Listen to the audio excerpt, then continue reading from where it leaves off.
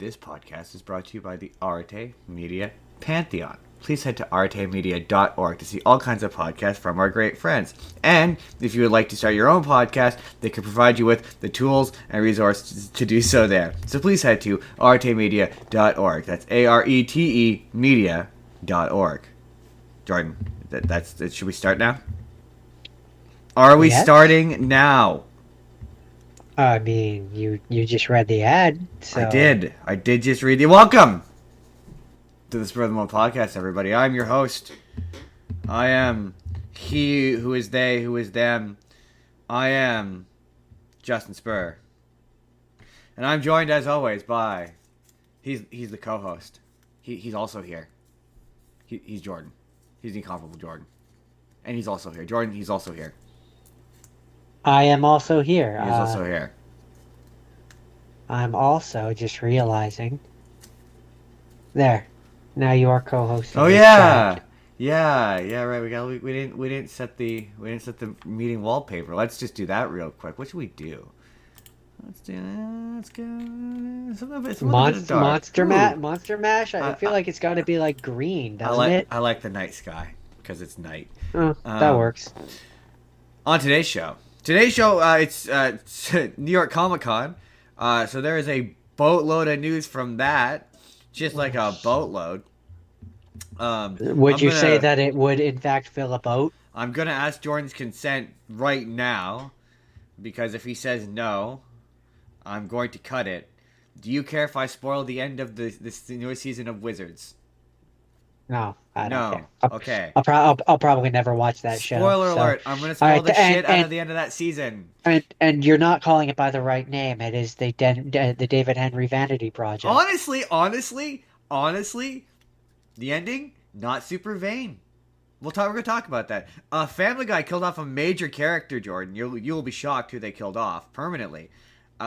We have trailers for Wonder Man, The Bad Guys, which I didn't actually watch the trailer. Bat Fam, The Mighty Nine. We got a trailer description for Vision Quest. What was Gambit gonna be about? A trailer about a Chris Pratt movie that nobody's gonna watch. The Good Boy wants to win an Oscar. They're gonna make a Tangled movie that nobody wants. Who is Robert Irwin? There's so many news. And then later, it's the Monster Mash. It's who would show up at the Monster Mash. Various people. Turns out, honestly, more than I thought. For whatever reason, when I thought the Monster Mash, I was like, it's mostly Frankenstein and Dracula, right? But there's actually quite a variety of people who show up to the Monster Mash. But also, not who you're expecting. He did the mash. I watched bad movies this week, Justin. I watched weird, horny movies this week, Jordan. That too. There's surprising amount, and a lot of them had to do with vampires. All the vampire movies are so. You know what? We're not to give anything away, but just so you all know, vampire movies are unbelievably horny. Like we'll get there. They are so horny. We're gonna get there. Don't you worry. Kind of weird. Stay tuned. Well, there's a reason for it. We're gonna talk about it. Stay tuned for how horny vampires are. Let's start off with the trailers. No, let's start off with the news I've been excited to talk about for days. Big announcement for Five Nights at Freddy's 2. They announced all kinds of cast members playing different characters, but the big one... none of them matter except for one. One of them, which is Matt Pat, is returning for Five Nights at Freddy's 2 for a more substantial role than some bullshit waiter who no one gives a fuck about. You know who he is? Okay. I'm gonna read what this article says. But Jordan, who is he playing? He's playing Toy Bonnie. Toy Bonnie's like my voice maybe all changed and whatnot, but that's me. That's me, Matthew Patrick, and I'm good for him. My man got a raise. He got a raise. He was a bit character in the last one, and now he is one of the antagonistic machines. Also, what are the odds? Animatronics. That's the word I was looking for. I know nothing about Five Nights at Freddy's, as previously discussed. What are the odds that it's actually Ness who's trapped in the suit? Oh no. That's not how this works. Even if Ness got attacked by a Toy Bonnie, which is certainly possible, typically the animatronics that are haunted by dead children. Or in the more recent ones, they're AI. I had to go to a separate website to pull this story, but how it's written is very funny. It says, back in 2023, YouTube Matt Patrick, creator of the hugely popular Game Theory channel, made a brief cameo appearance in the first Five Nights at Freddy movie, where he mused that breakfast, being the most important meal of the day, is just a theory. But he is set for a more substantial role in the sequel. That's funny.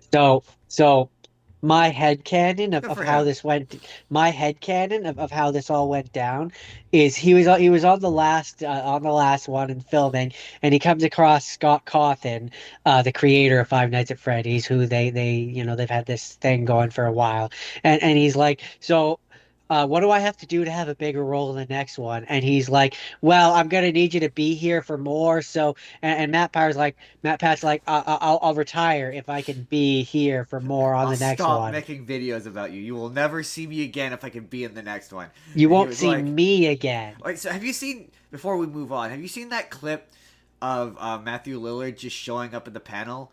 Where he's like, if you make this one successful, the third one, mano a mano. Who is he mano a manoing with in the third one? Uh, I guess maybe the main character of the movies, the dude, the what's his But didn't name? he mano a mano him in the first one? Is there like an Uh, iconic character that he fights against in this franchise? not Why would he say that? really. I mean, I guess maybe they could insert if we're going into the deep lore, maybe technically I guess the person that he goes mano a mano against lore wise is Golden Freddy, because there's one of the kids in it, Cassidy, hates him, and so in Ultimate Ugh. Custom Night, the one where Maybe you that's can what they're be like talking about. any of the animatronics, and that's like the last of the true Five Nights at Freddy games. Um, the ones that are in that style anyway. Supposedly in the lore, Golden Freddy is the one that's supposed to be William Afton in hell, and he's being haunted, and that's why you can pick any of the animatronics, yada yada yada. And supposedly, if you beat like the final mode in that game, the final thing that you see is Golden Freddy like twitching around on the ground, which is supposed to imply that the haunted spirit Cassidy Well, is keeping William Afton in hell suffering. doesn't he? Isn't Golden Freddy? Wasn't he in the first trailer for this? So maybe there's gonna be a big fight between him That's and Golden Freddy. it could be. Maybe. Um, it's Jordan. I mean either that or he's going for the traditional answer of it's just the main character that he's talking about and he's Maybe. just he's just being weird. Jordan, it's time for a run of. It's time for trailers. See, Jordan, this week I was very clever. Some weeks I'm feeling proactive, and I actually organized my stories this week, so they're organized. So there will be no me being like So first trailer, Jordan, and this looks bad. This looks bad, and that's that Bat Fam trailer.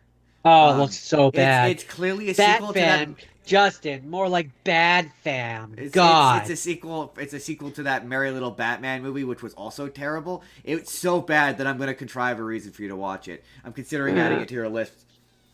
I mean, no, It's bad. don't do that.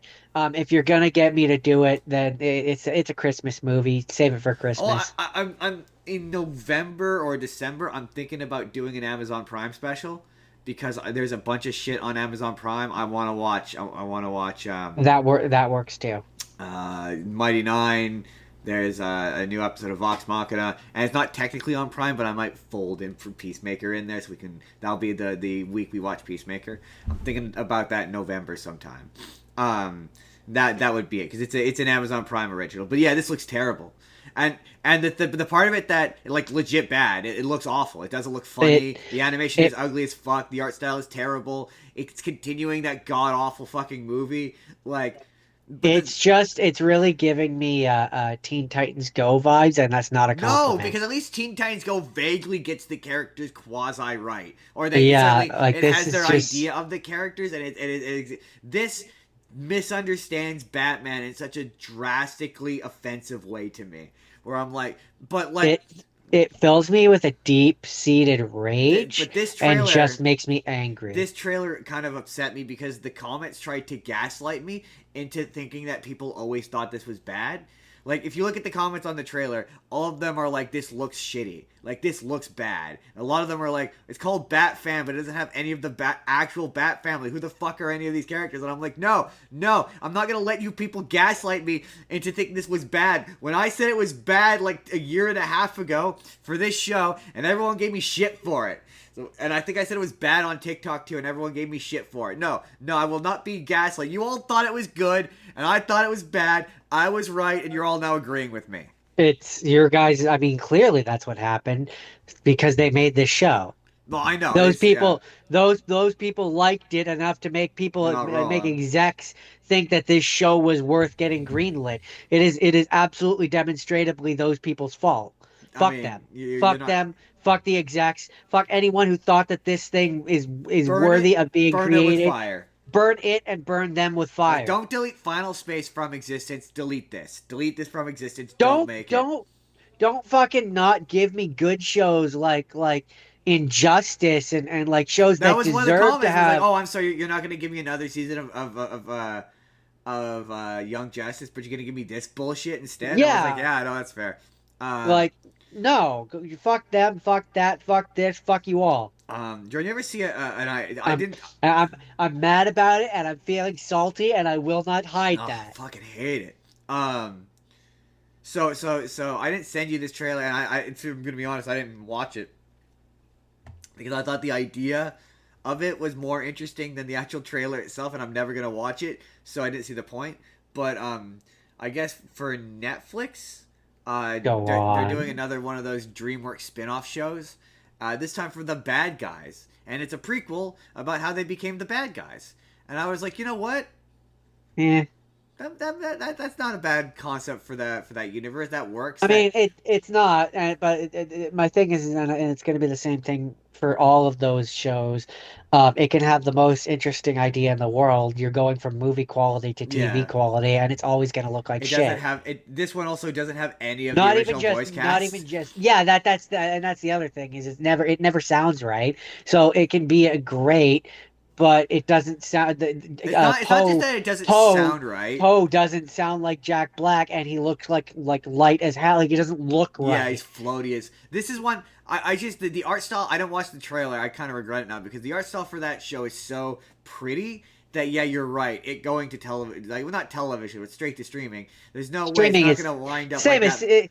it's modern day version of straight to DVD. It's There's always gonna look cheaper. There's no way it's not going to wind up like that. I think the worst one, the Kung Fu Panda one, depending on the one, is not that bad. Like the How to Train Your Dragon one has all of the original cast, and so yeah, it looks a little cheaper, but it still more or less looks like the show. The Kung Fu Panda was Yeah, particularly bad, it but it this it gives comes me down to and what it really makes me think of is like you remember the Aladdin show? yeah, That yeah, show was cheap as balls and it didn't have Robin Williams, but it had the rest of the voice yeah, cast. exactly. And so when you have the like yeah, it's very or like the Rapunzel show. That's in Yes, 2D. It's not in but 3D, that show's but also really pretty but it though. has but it has the original voices. And when Yeah. you have the original voices, that can really help you push through bad animation. The Tangled show is legit well animated though. Like it It going from is. It 2D to is. 3D. There's some, especially in the later seasons. There's some stunning. Like it goes full anime at the end. You're like, whoa, that's It's one of legit those good. show. It's But actually I actually use that as I brought it up here as an example of one, but I usually use it as an example of a good one of those one of because the many it bad it Madagascar it shows. it proves that like yeah, if you have a movie that's in 3D, you maybe when doing a TV show should consider higher quality 2D rather than bad 3D. Right? Yeah, exactly. Yeah. The worst one of those still is. I mean, I'm gonna have to watch it for this, but it's that Megamind one, which it looked bad.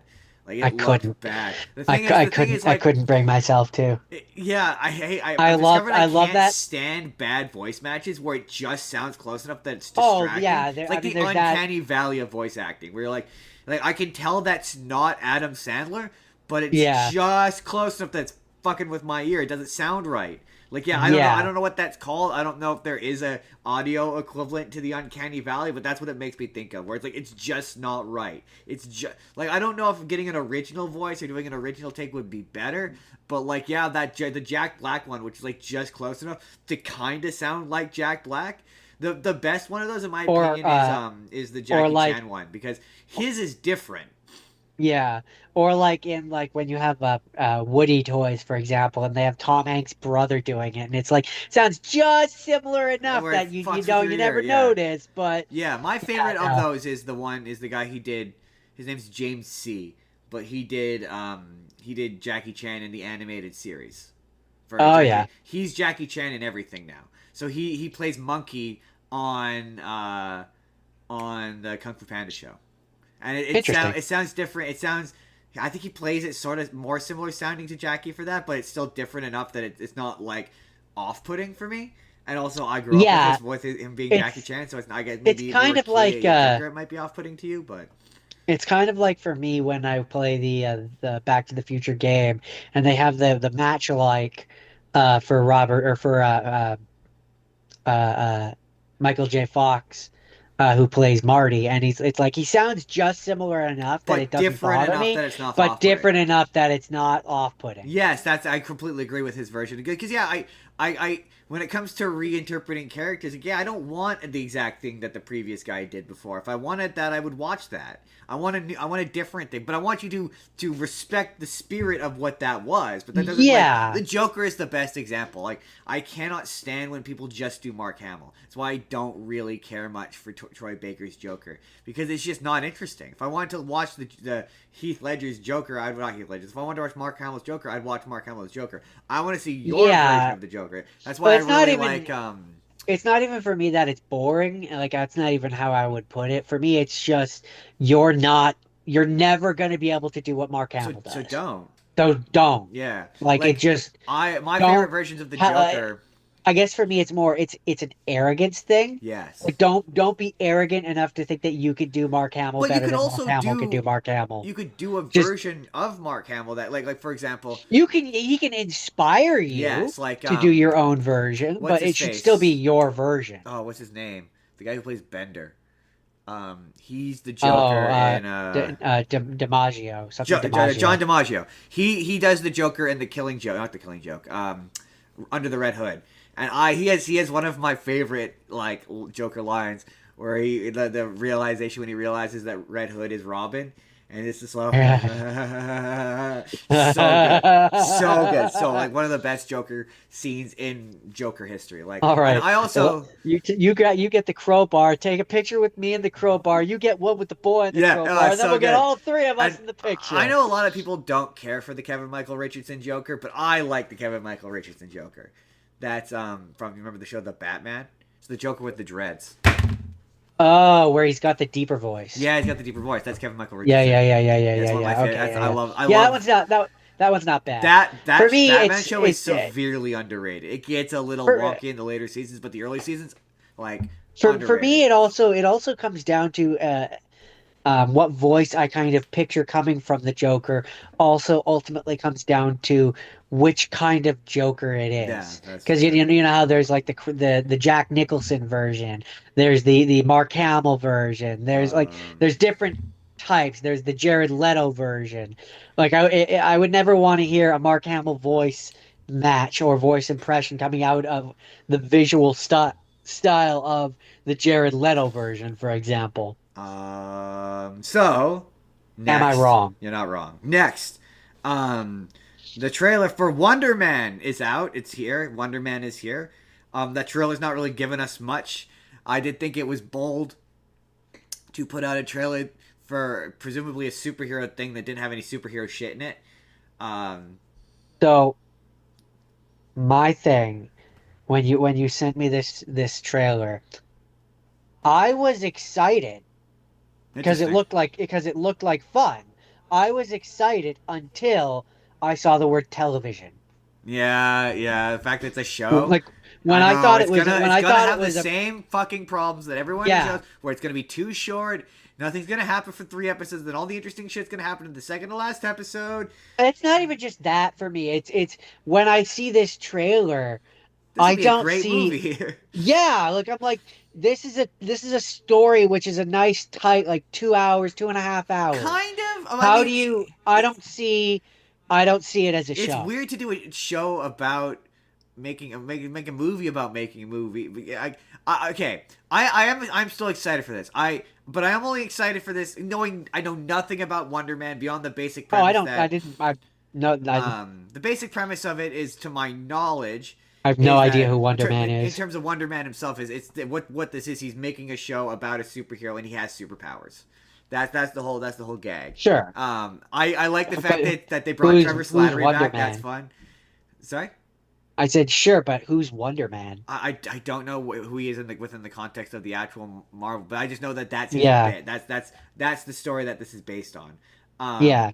the thing that, well, the only way I will be 1,000% into this is they need to lean into it. Like, they need to lean into it. They need to take cracks at all of it. They need to take cracks at guys like us. They need to take cracks at those irritating rage baiters. Like, the fact that he's like, this guy's theoretically gonna be Wonder Man and he's a person of color. I need at least one guy that they're making fun of, one guy complaining about it being woke. Well, Like, and you need to make fun especially of these online so complaining about so everything that's woke nonsense. You have so to do it. That's what this has so to be one about. one thing because I don't know anything about Wonder Man. I'm assuming in the original comics he was white though. Yes, I'm pretty sure. That's Yeah. that's just me just assuming. So they need to have like a scene where there's like a forum or something that they go on to see how the people are Yes, reacting to this absolutely. show. And one of the comments on it needs to be, "Oh my God, I hate that they race swapped him." Well, in the trailer, you see the original Wonder Man show. The original Wonder Man in the trailer is white. So yeah, absolutely. So this new guy is taking over from, absolutely. There needs to be like an internet guy making an internet video, being like, "Can you believe they race swapped Wonder Man?" You have to do it. They It's have to. required. It's the only way I'll be interested in this, because that's funny. It's so cringy that it's funny. It's funny. Like, that's funny. Like these guys. Like, I need you to make. There's about like 1,000. Like, I need. Like, there's a guy named Marvelous Mark who just screams into the camera, like, "I need you to Now, make fun of guys like, I can't believe that this is happening." You have to. You have to. now, That's the only reason to do a show like this. my one thing, and I'm gonna throw. I'm mostly throwing this out there to stir the pot because I think it'd be funny. I think it's funny to make the comparison. But them making a show about making it like a superhero show is a little bit too similar to She-Hulk when they have the whole her going and talking to the Yeah, execs but and making like fun of that.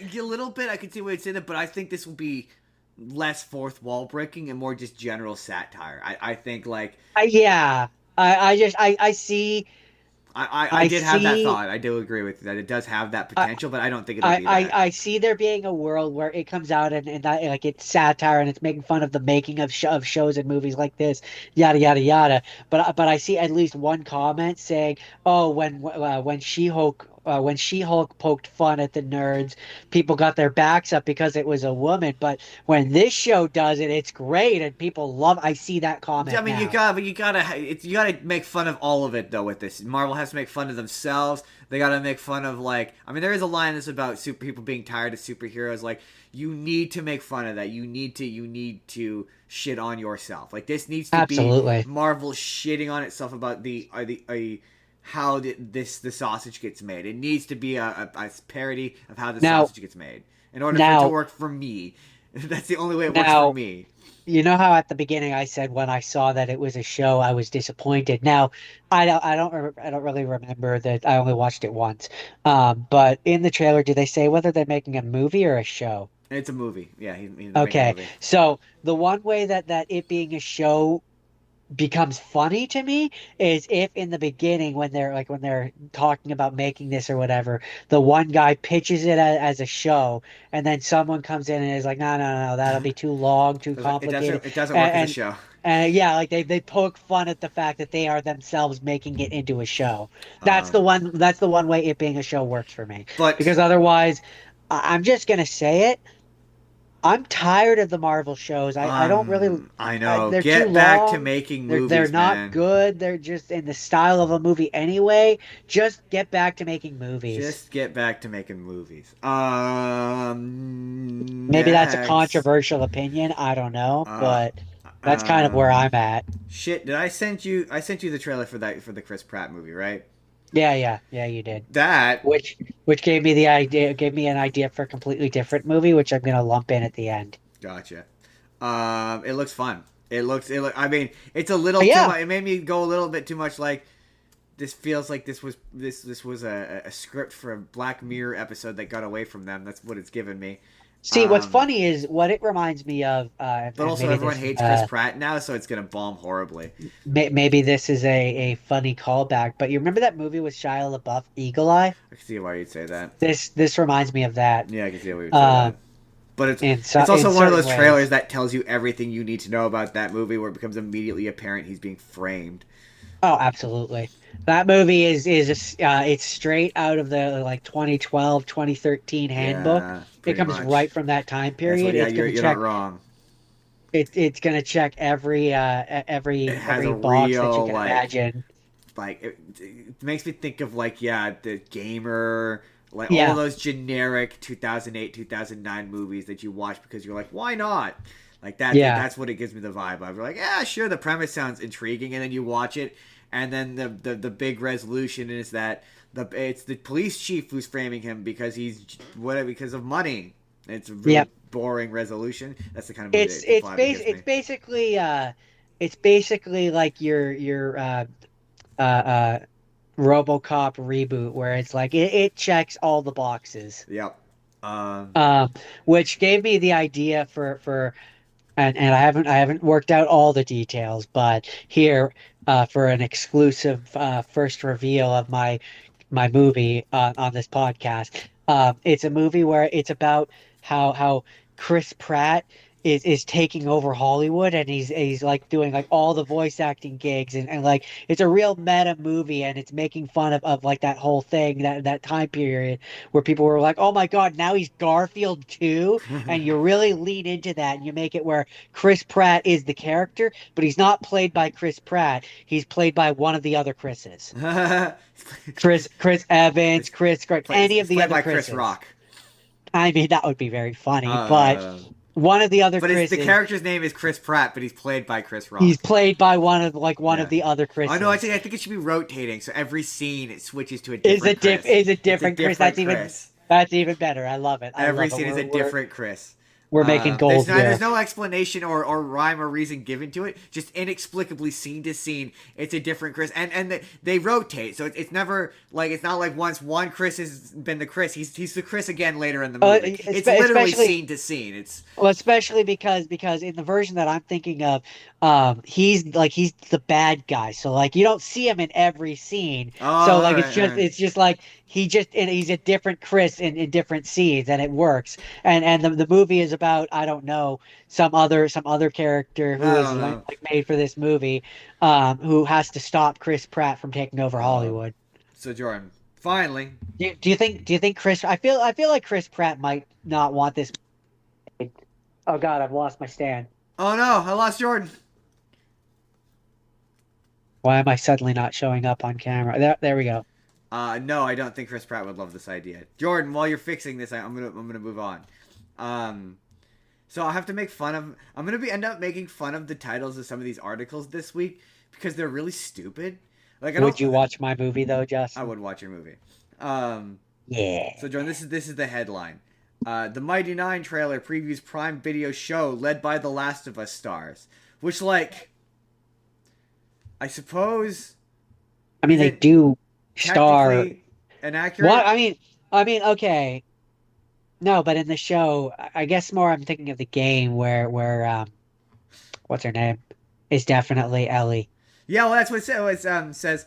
The video offers us a closer look at the main characters, including Cleric Jester, Barbarian Yasha. I'm not pronouncing these last names.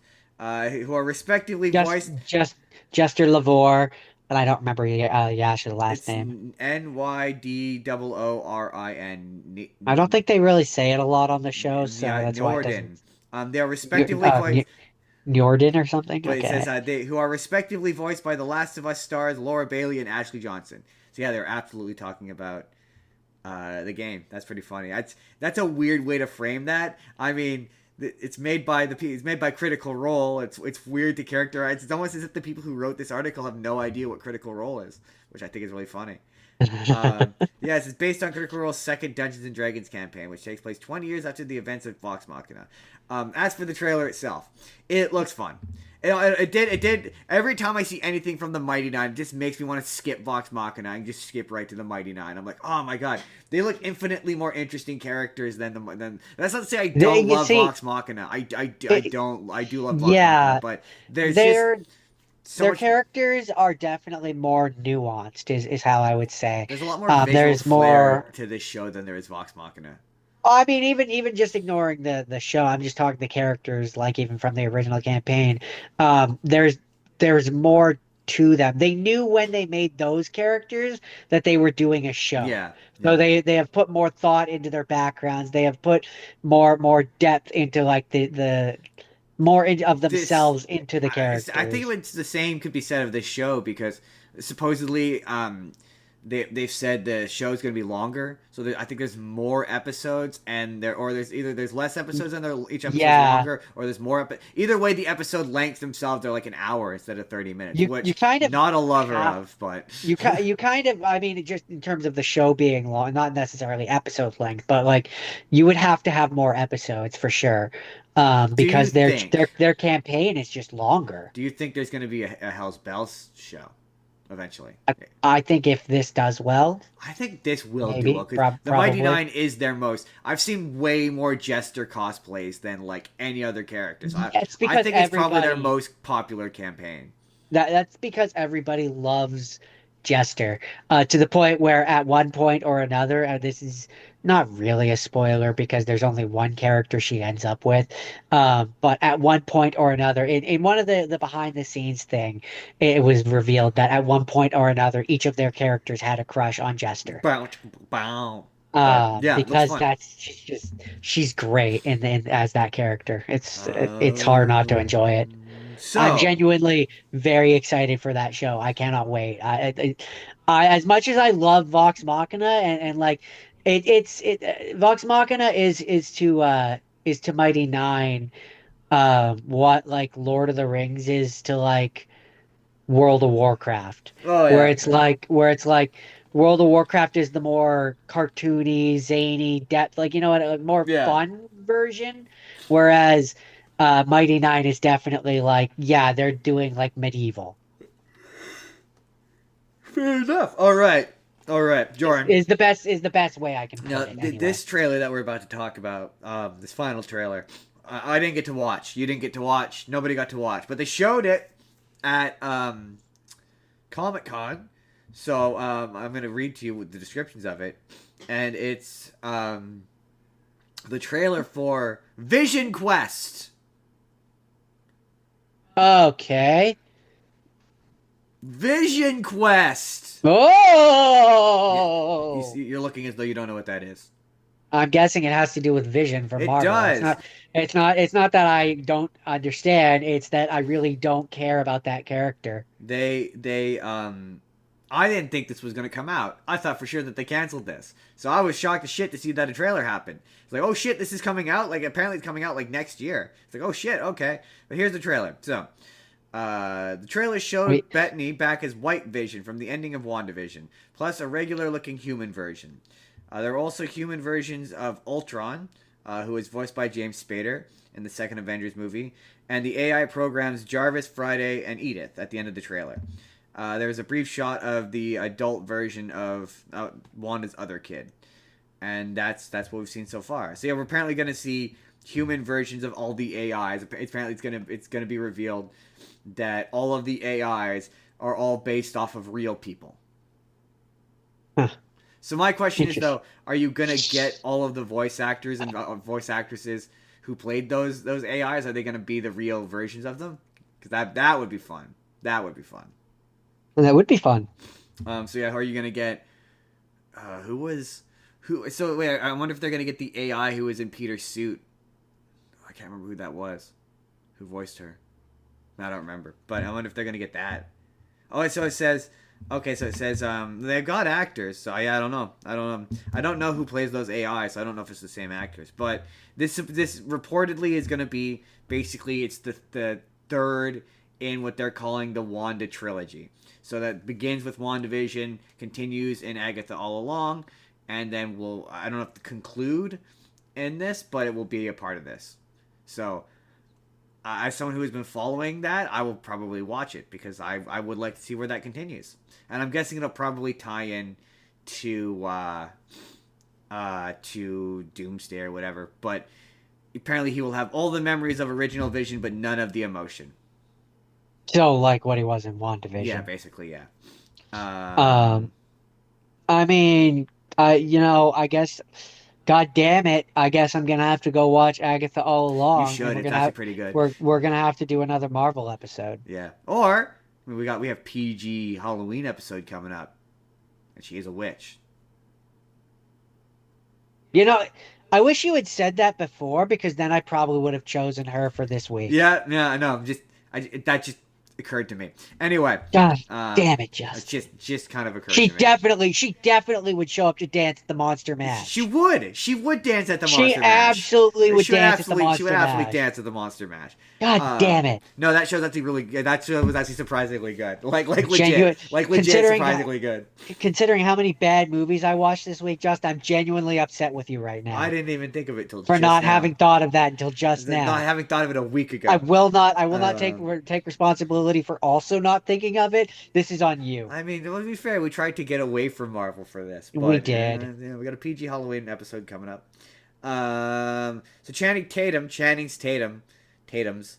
He was asked about what his solo X-Men... the Gambit movie where he would have been Gambit? Yeah, and Jordan, guess what?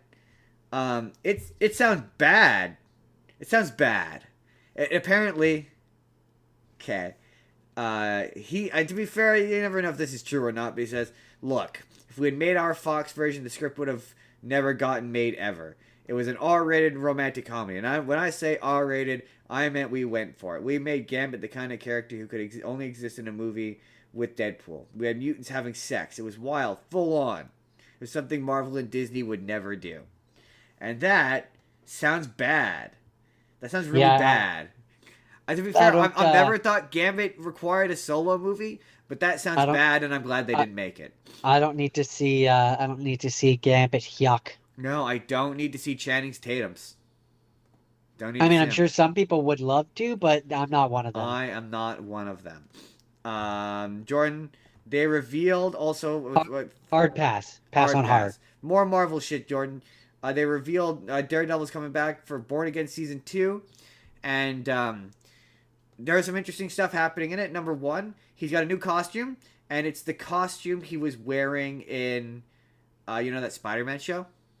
The animated one? Yes, I do know the show. I'm trying to picture it, but I can't. It's black, and it's got the double D on it. So Charlie Cox is very excited to have the double D, because apparently the double D on Daredevil's chest... He loves them double Ds. But apparently the double D in terms of Daredevil is like the Daredevil's equivalent to like the spider on Spider-Man's chest. Or like it's like iconic. But it's interesting that he now has the same costume as he had in that Spider-Man show.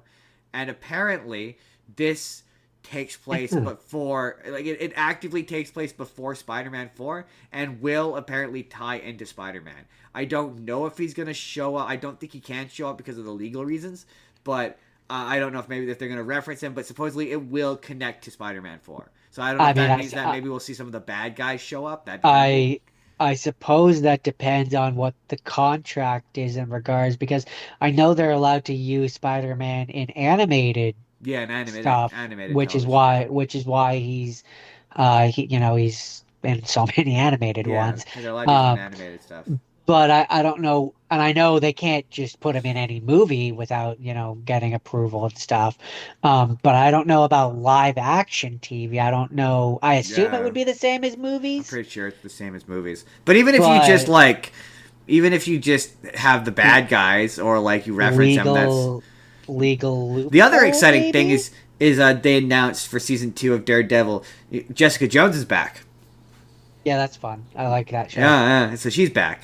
She's going to be giving Daredevil the what for, and that just made me go, I'm gonna have to get through Daredevil season 3. I'm gonna have to watch. I'm gonna have to rewatch the first 2 seasons, and then I'm gonna have to watch season 3 so I can Yeah, watch Born Again. I think I was. Oh, I did that for this show. I think I was partway through season two. I have to finish season 2 and 3. So yeah, I'm I'm gonna have to not do watching the that. Defenders. I'm not watching the Defenders. That show's bad.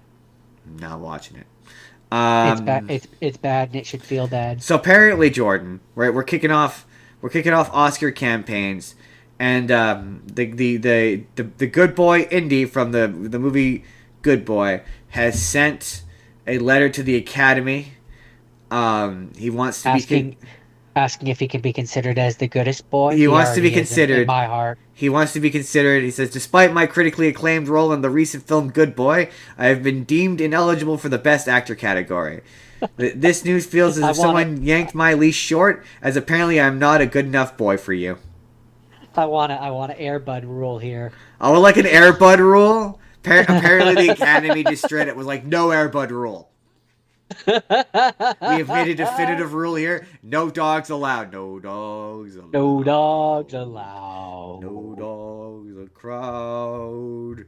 No dogs. Dogs allowed. So apparently, Jordan, it's okay. It's always funny to me how like we keep going. Yeah, the Disney live action remakes are dead.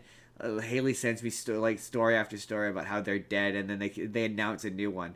But supposedly they're announcing a new one,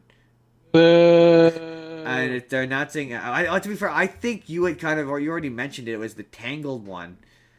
Oh, the one where I just that was one of those ones where it showed up on my Facebook and I assumed it wasn't real. Like, you know, the art news articles that constantly say about how Yeah, X such and such actor is unhappy with the casting choice in the Harry Potter show, blah blah blah blah blah, and you never believe any of them are ever real. yeah. It was one that looked and gave me the vibe like that, where it was like, yeah, Disney has postponed the live action one because something about a casting choice of a person who people didn't approve of, See, blah blah I blah keep seeing stuff blah about it, and it's blah. all racist. Like Yeah, that's what I was every trying to skirt there, Justin. every post I've seen on it was like, oh, this time they're gonna finally cast a white girl, and I'm like, oh god.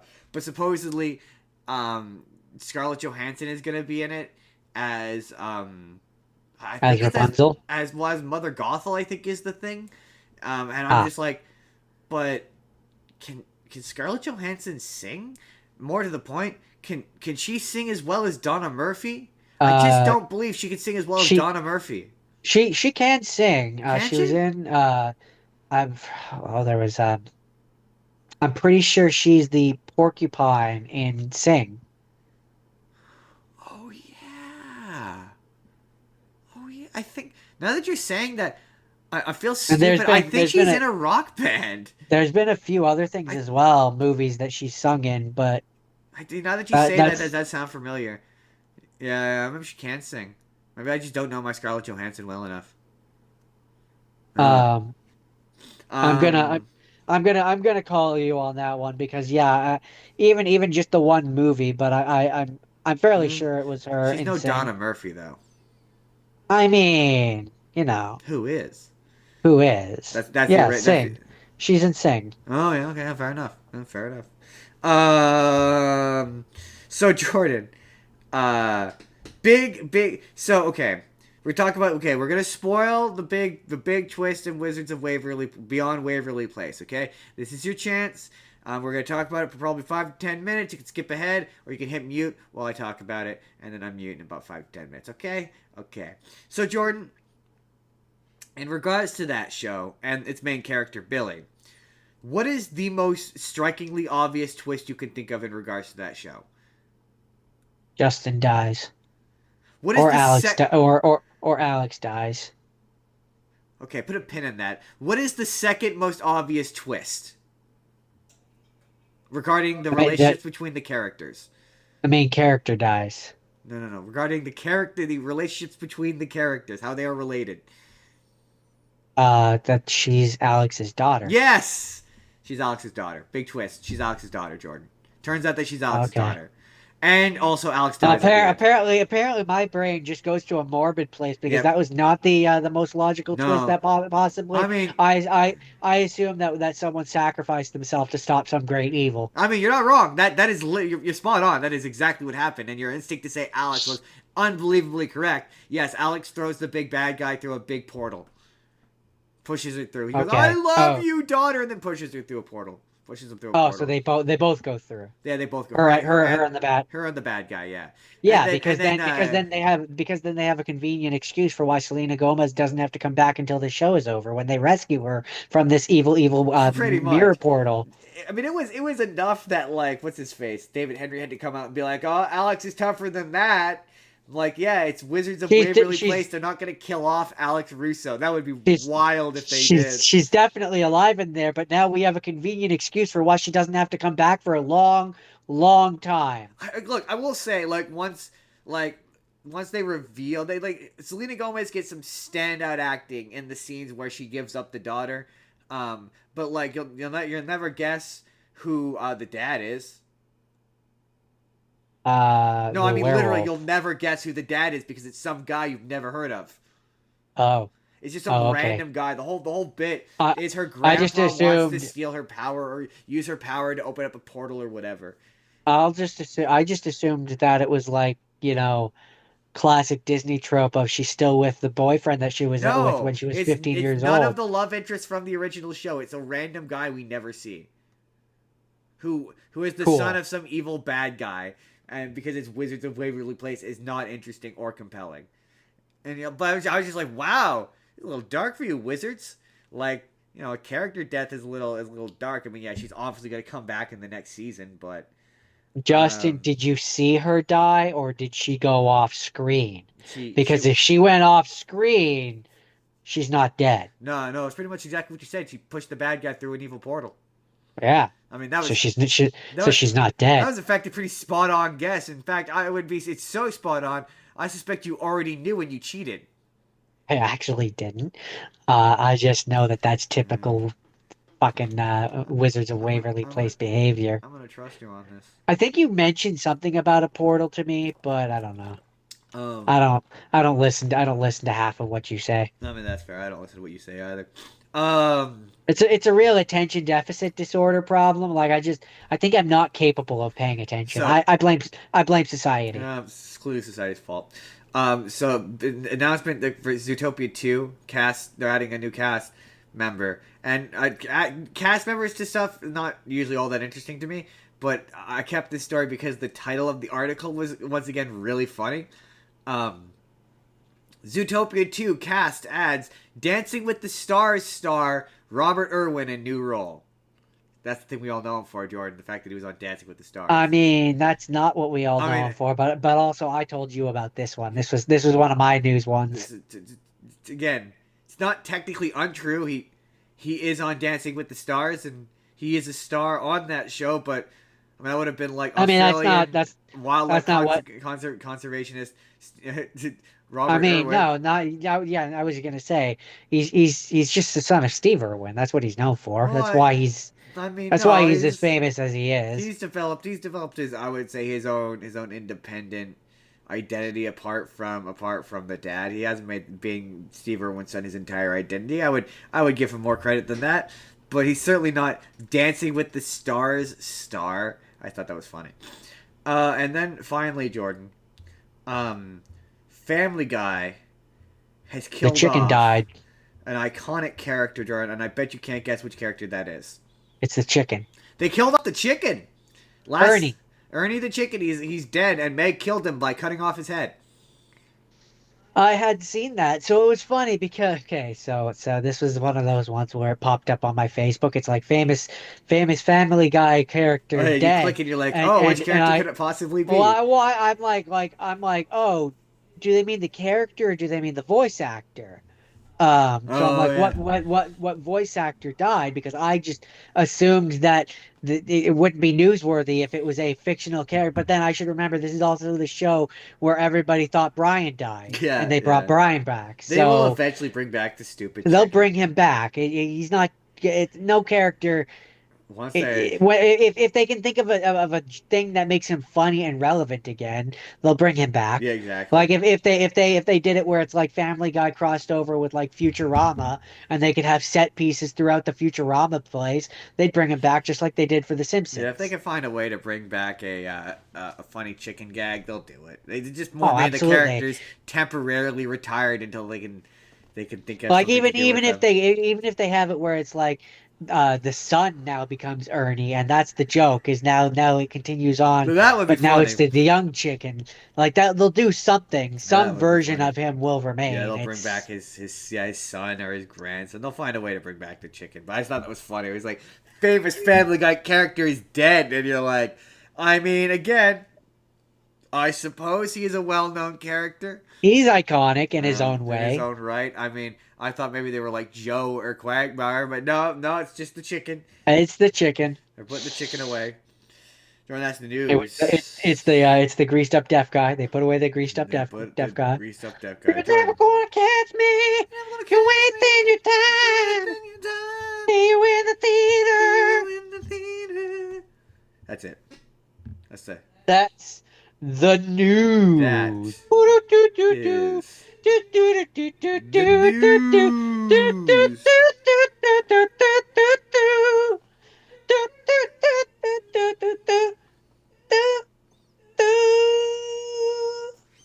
That's it. We did a dance. We did a little The news. dance. The news. It's school.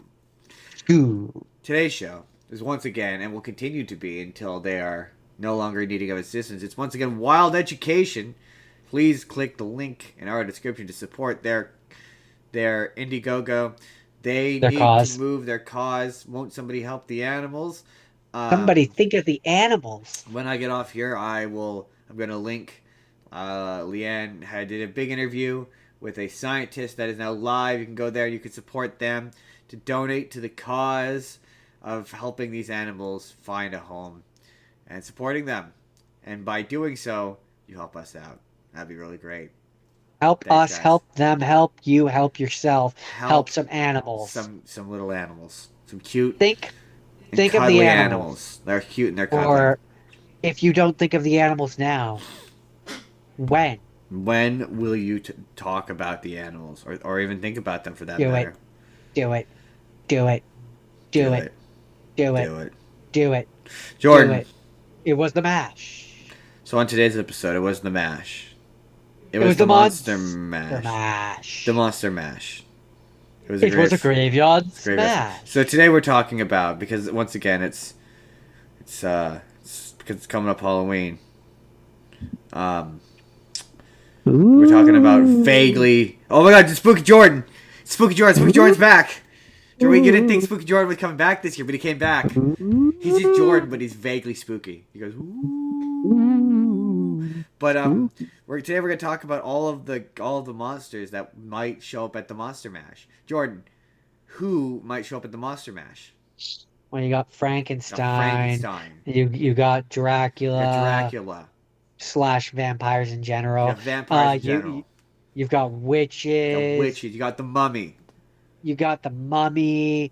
You've got you could have the Invisible Man. Invisible Man.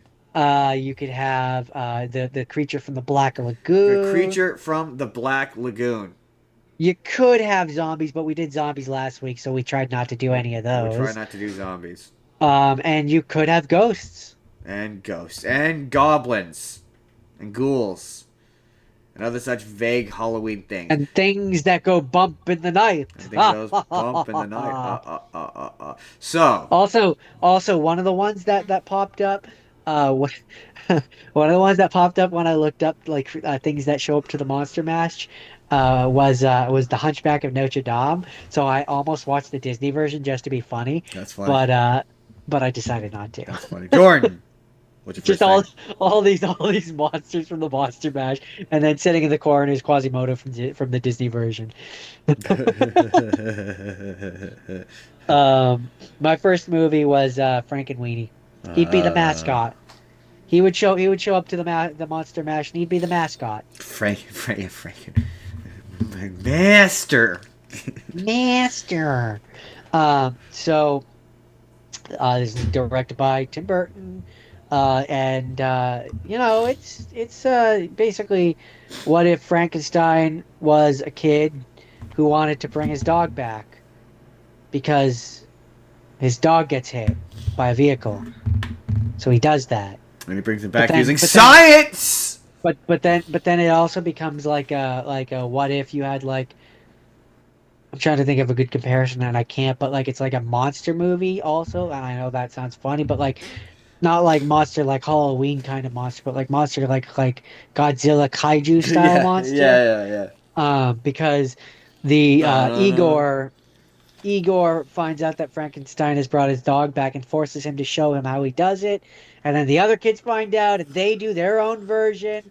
And the cats and the dogs and the fish and the it's a real house of horror, man. Horror, Uh, horror.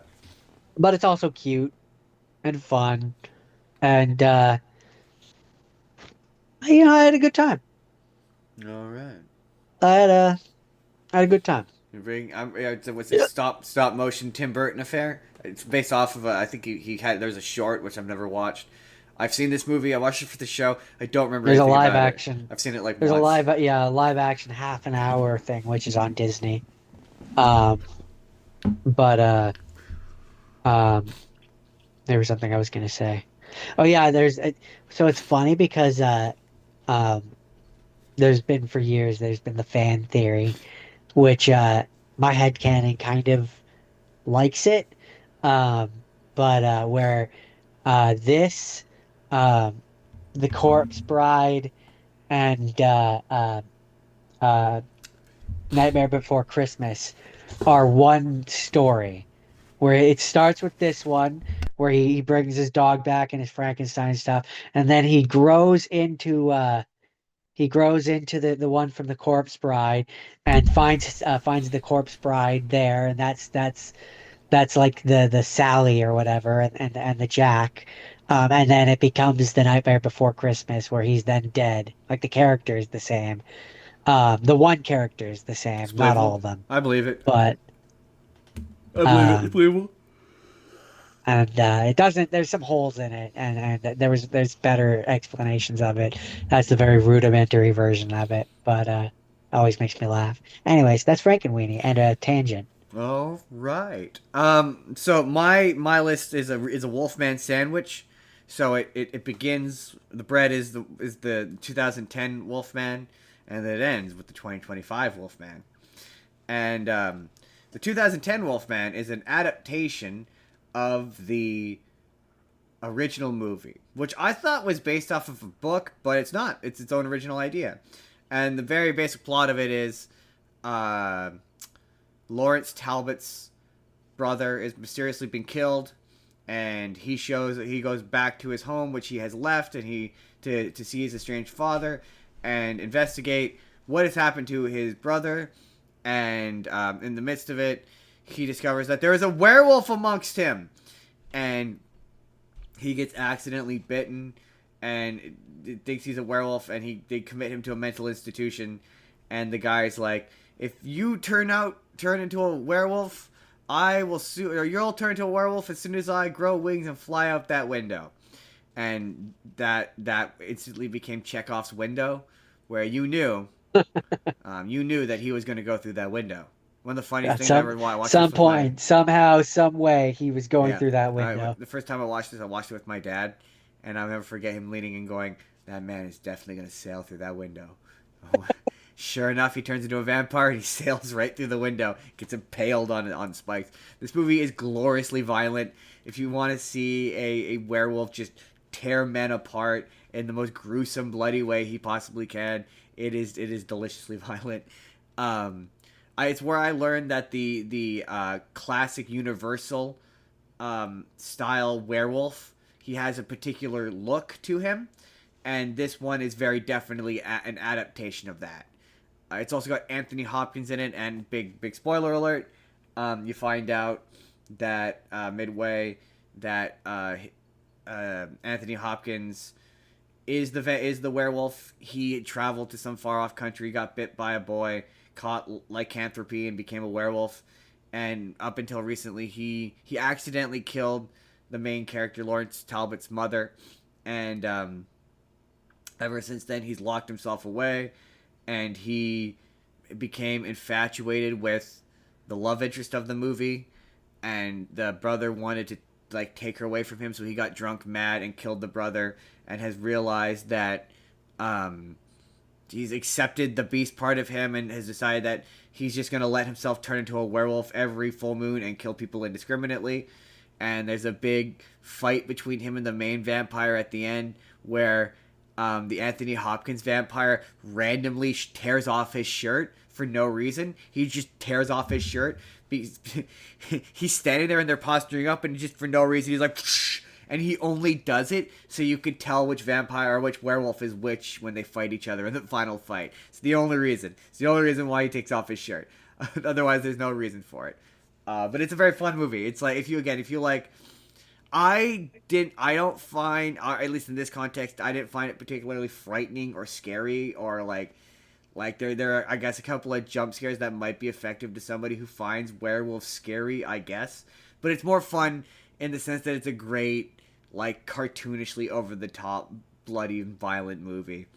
It's I enjoyed it. I enjoyed it the first time I watched it. I've been a rapid apologist for it for years. I know it's a poorly received movie. I don't care. I still like it. That is Jordan. Do you remember The Wolfman? No, not really. No, you don't remember this movie? Sort of something that I've become aware of as I've watched a lot of these kinds of movies. They're not memorable to me for the most part. Fair Like enough. there are some which are, but they have to kind of do a lot to become memorable to me. This Mostly they're just generic monster movies. this went. If it wasn't ultra violent, then I probably wouldn't remember it. But it goes into my back catalog of movies I enjoy because they're violent. So remember Immortals? Vaguely, yeah. Yeah. Enough that I know what you're talking about. Yeah, Yeah. like it's just one of those movies where it's like, yeah, or Crank, where you put it on because it's over Yeah, the top like and violent. it's good bad. Yeah, yeah. It's slop. This is not slop, but yes, it's like just no, but those kind of movies. it is Like what you're otherwise describing. a fairly Popcorn. It's popcorn flick. Yeah, movie. it's otherwise a fairly by the numbers Victorian era supernatural thriller that isn't very memorable if not for the extreme violence. Anyway, that's The Wolfman. Okay. So I will say, for a great number of these, um, there. I already said I don't find monster movies to be particularly memorable. Um, so keep that in mind. Uh, I want this one, and also you said that yours is a mummy or something sandwich. Mine isn't is not a sandwich. You could, I suppose, call mine a mash, uh, A Monster monster Mash. mash, if you will. Yes, I am proud of that. No, I'm not ashamed. You should be. But this movie is a vampire one. It's Dracula, the original living vampire. Um, and so basically, from what I remember of this one, it's in a more modern-ish time. Um, and we Modern-ish. follow timeless, I Uh, guess. Like the idea is like it's not ancient or not like like what you think of when you think of Dracula, like super oldie times, but like they don't specifically say the year. it's the faraway time of the 1980s. Um, but so we follow Amelia Van Helsing instead of whatever the guy version of his name is. Um, and she's trying to hunt a killer who follows a pattern of red hair, a certain age, um, yada yada yada, and trying to find a killer who's targeting women, um, and the way in which he's targeting women, because we see the one girl die, is he seduces them, has sex with them, and then drains their blood. Yeah, And that's pretty much what that's pretty much what it's pretty classic Dracula. that's what Dracula Um, does. As was um, previously discussed, vampires are weird and horny. are weird and horny. So horny. Um, and so yeah, there's definitely I bel I believe this one had nudity. Not that that's in and of itself important, but I had a lot of that this week, and it's weird.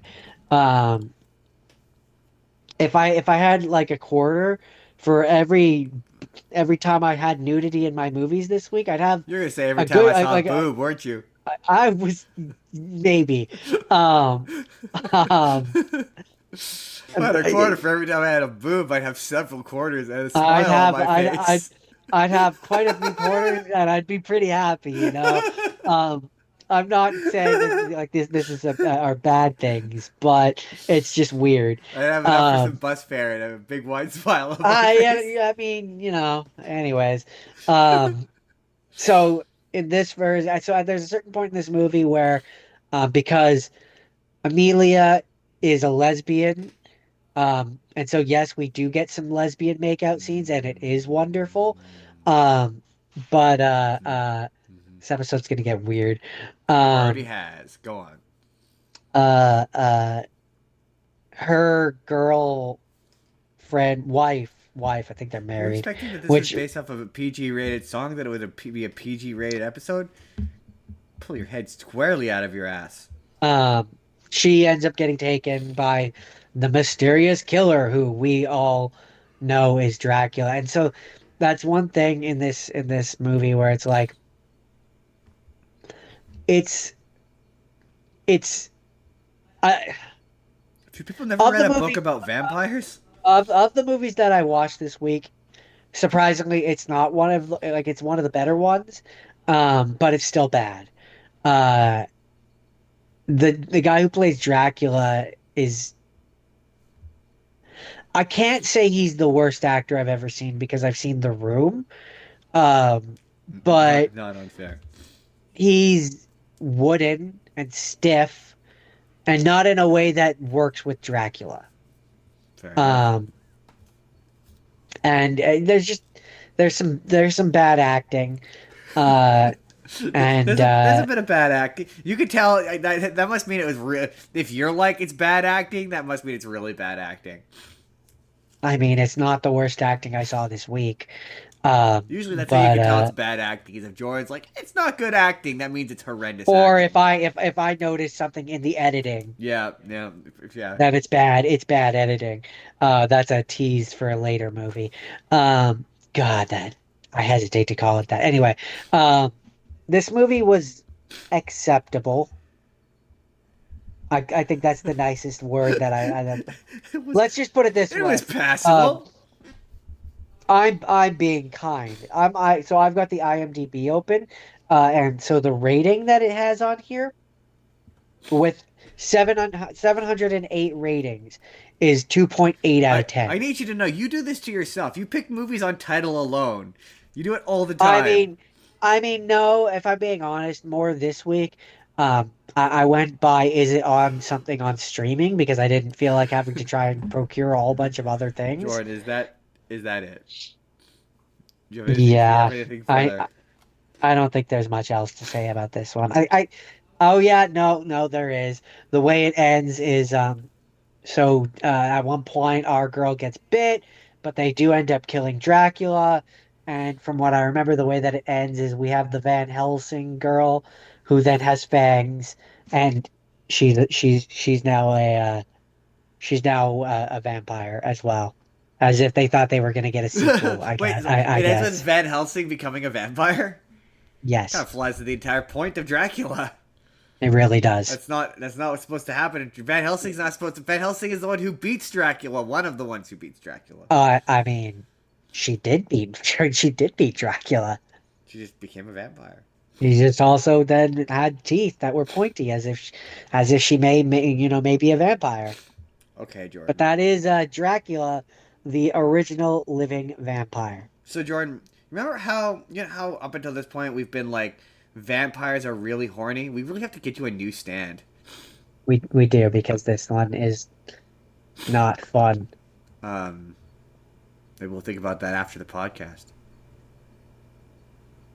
Okay. Go on. Anyway, Jordan, how up until this point we've been like, vampires are really horny. We may have mentioned it once or twice. So, have you ever said to yourself, you know what else I wish was horny? Frankenstein. I wish Frankenstein No, was weird and horny. I've never once Have you thought ever, that. have you thought, Jordan? Have you ever watched a Frankenstein thing and been like, this would be so much better if Frankenstein had sex with the monster? I'm not dignifying that with a response. Because Jordan, if you had thought that, then boy, have I got the movie for you. It's a movie called Lisa Frankenstein. Was yours also just softcore porn, Justin? No, no, it wasn't. Lisa Frankenstein, Jordan. Starring Catherine Newton, who you would know. Spoiler. Spoiler for a future movie. Jordan, it contains stars. Let's start here. Directed by Zelda Williams. Oh, you mean that Zelda Williams? Yeah, that Zelda Williams, Robin Williams' daughter. In Oh, her first directorial debut. Starring when did this come out? within the past couple years. Huh, cool. Starring Catherine Newton, who you know from Supernatural as Castiel's kid, the blonde hair one. She was in Okay. Detective Pikachu. I don't remember him having a female child. And Oh, well, you mean the human yes. yes, yes, yes, yes, yes. Okay. Um, I can't specific I think I know who you're talking about and though. it also stars Cole Sprouse. And she is Lisa. She has the most unfortunate name ever, which is her name is Lisa Swallows. Yeah, And I bet she does. yeah, exactly why it's an unfortunate last name. And she is sad and depressed, I bet she is with a last name like that. um, because her Oh, I'm sorry. I'll pull it um, together. her mom was killed by Jason Voorhees. Sorry, an axe wielding psychopath wearing a hockey mask, which looks suspiciously like Oh, Jason Voorhees. Jason Voorhees. Okay, yeah, She yeah. gets Yep, killed by yep. that, and her dad immediately marries another woman who has a daughter who is like the nicest girl ever. She's like super nice, and she just wants what's best for Lisa, but Lisa is obsessed with. She goes and she hangs out at this graveyard, um, doting over this grave. And one night, the grave gets struck by lightning. And oh, it's funny. It's funny how you're like, we didn't do zombies because this movie kind of is it's really more of a zombie movie than it is an adaptation of Frankenstein. But anyway, the grave of the guy of this guy she's been. I don't know if the audience can hear that. That's a I lot of heard sirens. I heard it through yours, not mine. Really? Then they definitely heard that then. Now I do hear it. That's a lot of sirens. Sorry, that's distracting. It's really distracting when I try to power through until it goes away. Wow, that is a lot of sirens though. That can't be good. Anyway, Hopefully our power stays on. and the whole Self thing with Lisa Frankenstein, with Lisa selfishly. Swallows, is she is really like quiet and shy and reserved, and she gets her the stepsister takes her to this party, like dresses her up as like, oh, if you put on makeup you'd be pretty kind of deal, and she winds That's up at why she this swallows, because she can't leave um, any evidence. she winds up at this party, and her Oh, science partner tries to awful. molest her, basically, and she leaves the party. And yeah, that's when the grave gets struck by lightning, and it brings back to life this old like Victorian era guy who was like a piano player who um, died when he discovered his wife was cheating on him and left him, and he like follows her around, and she's like hiding him and stuff, and he kills um the stepmom, who's awful, like she's like this mean awful woman, and he kills her and cuts off her ear, and she puts him in this tanning bed that she has for some reason, and like puts him in it and like turns it on, and the ear gets like attached to him, so now he has a functioning ear, and then the goes on like she's has this crush on this guy, and her relationship to the monster is more of like friendship. She's like friends with this monster, and eventually the monster she decides to kill the science partner who tried to molest her. The monster kills her, and they cut off his hands, and they reattach the hands, put him in the lightning, and now he can play the piano again with his hands.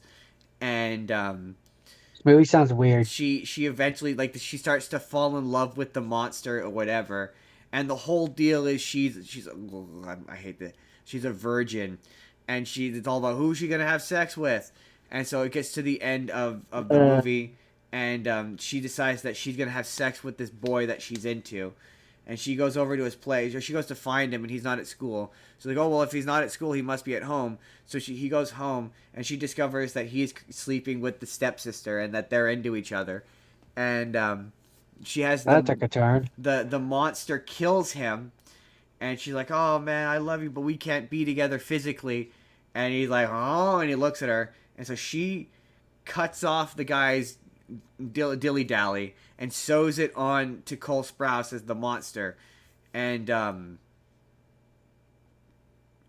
Dr. Frankenstein has sex with the monster, Jordan, and it gets to the point where the cops are like they're well they're basically how they cover killing the stepmom is the stepmom is gone to some sort of event, and they kill her before she can go, and so she hasn't come home yet, and they're starting to get worried, so the cops are investigating where she's appeared, and so Lisa is like, well, they're gonna find me, so you have to put me in the tanning bed and kill me, and the movie ends with she's now dead, and the movie ends with she's laying in his lap, and it's implied that they're now married, and he's like reading to her, and he can now talk, and yeah, that's how the movie ends. It's really weird. It's really not really Frankenstein for a great many reasons, of which some of which you've probably picked up on. Starting with the fact, I mean, she's not Frankenstein. Like her last name isn't Frankenstein. His name isn't Frankenstein. The name Frankenstein never comes up. The only real tangential attachment to Frankenstein is the like bringing a dead person back to life with lightning. But that's it. Like in Frankenstein, throughout the story, Dr. Frankenstein is not attaching body parts to the monster. I mean, he also definitely never has sex with the monster or is ever otherwise attracted to it. And he's also never friends with the monster. Again, it kind of just completely misses the point of Yeah, Frankenstein. she's not a Frankenstein. She's just a necromancer. Yeah, She's right. just a, That's she's just a exactly. she's just a necromancer who It's fell in love so with the thing she weird. necromanced. So weird. It's so weird. Yeah, it's very strange. Very strange movie for for I Zelda mean, Williams to start it off just with. really sounds like she made iZombie. Kind of, not really. You know, Not monster fall really. or person falling in love with a monster. Yeah, but he's not. He doesn't eat brains. He's not technically a zombie. Like that's it. Like, he's basically a zombie, but he's No, not technically a he's not zombie. a zombie. He's a ghoul, I guess. Yeah. I mean, yeah, he's technically a version, I guess, of a kind of Frankenstein's monster, in the sense that Frankenstein's monster is brought to life using lightning. That's what makes Frankenstein's monster. That's the whole deal, is that lightning is supposed to be what's the word, like comparable to like Prometheus, or to the act of life, like that the using lightning to bring people back to life is like a It's key Zeus. part. Yeah, it's like a key part of Frankenstein. So yeah, in that sense, that's really the only way he's Frankenstein. Is otherwise not Frankenstein. And Jordan, I mean, they probably would go to the monster mash, but they'd be doing it in the corner, and it'd be awkward for everybody. It's weird, a very weird movie. That's it. That's Lisa Frankenstein. I guess I forgot in the last one. I mean, the vampire would go to the he would go to the monster mash, and Would he'd try to seduce the redheads and drink their blood. would he hang out with the other Draculas? Yeah, probably. Yeah, He'd probably. be polite, cordial. Next. Next is a movie which um, was also incredibly forgettable. So we got Thought you were gonna say it's called pornographic. no, we're not there yet. I tried to break up my vampire stuff. Um, but this one is called A Werewolf in London or in England. I don't know why I want to keep saying in London. But it's a werewolf in England. Is it? It's not a Um, werewolf in London. I thought the name was a it's a werewolf. were it's a werewolf in Oh, England is the one that I watched. oh. There is probably a movie called A Werewolf in London, which is probably better. But the one that I watched is in fact called A Werewolf in England. Um, I've seen it one of them. I think it's a werewolf in Paris. I've seen. it is not very memorable. It Um, is not very good. so I'm gonna be honest. All I really, when it comes to monster movies, let me preface it with this. When it comes with monster movies, uh, some of these movies are literally just monster movies. So movies where it's like like a Freddy movie or like a Jason movie, where it's just a horror movie about things that are killing you. Yeah. That's what this is. I mean, that's This technically is what werewolf movies are. but I just mean there's not a whole lot to say that I can recall. They end up in a remote countryside inn, and there's flesh-hungry werewolves in the surrounding woodlands, and it's them trying to survive. That's In, what this movie in is. one location, will the werewolves try to eat them? I don't remember them moving, but I don't remember much of this movie. This movie didn't. I mean, it's again one where it doesn't even have a Wikipedia page. Um, it has a IMDb page, and of the 2.4 thousand people that watched it, it rated 3.7 out of 10. So I think that really gives you an idea of how good this movie is. All And right. that's all there is to say about A Werewolf in England. There was a werewolf. He was in England. So this is evidently not related to the werewolf in Paris movies. I'm assuming not. Interesting. I'm assuming it's one of those classic portmanteaus. I don't think I used that right. No. A movie where you name it after you name it vaguely similarly to a thing that is popular, so people go and watch it because they think it's the other thing. That is what this sounds like. I think that's what this is. Hey, that's perfect. That leads it great into my thing, my next thing. That segues very nicely. That segues very nicely into a movie called came out 2024. Stars Nicholas Holt and Johnny Depp's something Rose Depp, Johnny Depp's daughter. It's a movie called Nosferatu. Jordan, let me ask you this question. 17. Jordan, are you familiar with Nosferatu? The werewolf? No. No, he's Or not. no, not werewolf, vampire. He's a Yes, vampire. he's a vampire. Jordan, Not not specifically. I'm really only aware of him because I'm pretty sure that's what the grandpa's name in Hotel Transylvania. I think you're right. So, Jordan, you know nothing about Nosferatu. Not particularly. So the thing about Nosferatu is Mm-mm. based off of a 1921 silent film, which I don't know if it did violate it, but it's basically legally distinct, but not dissimilar to Dracula. So it's basically Dracula, but all the names have been changed just enough to be different. So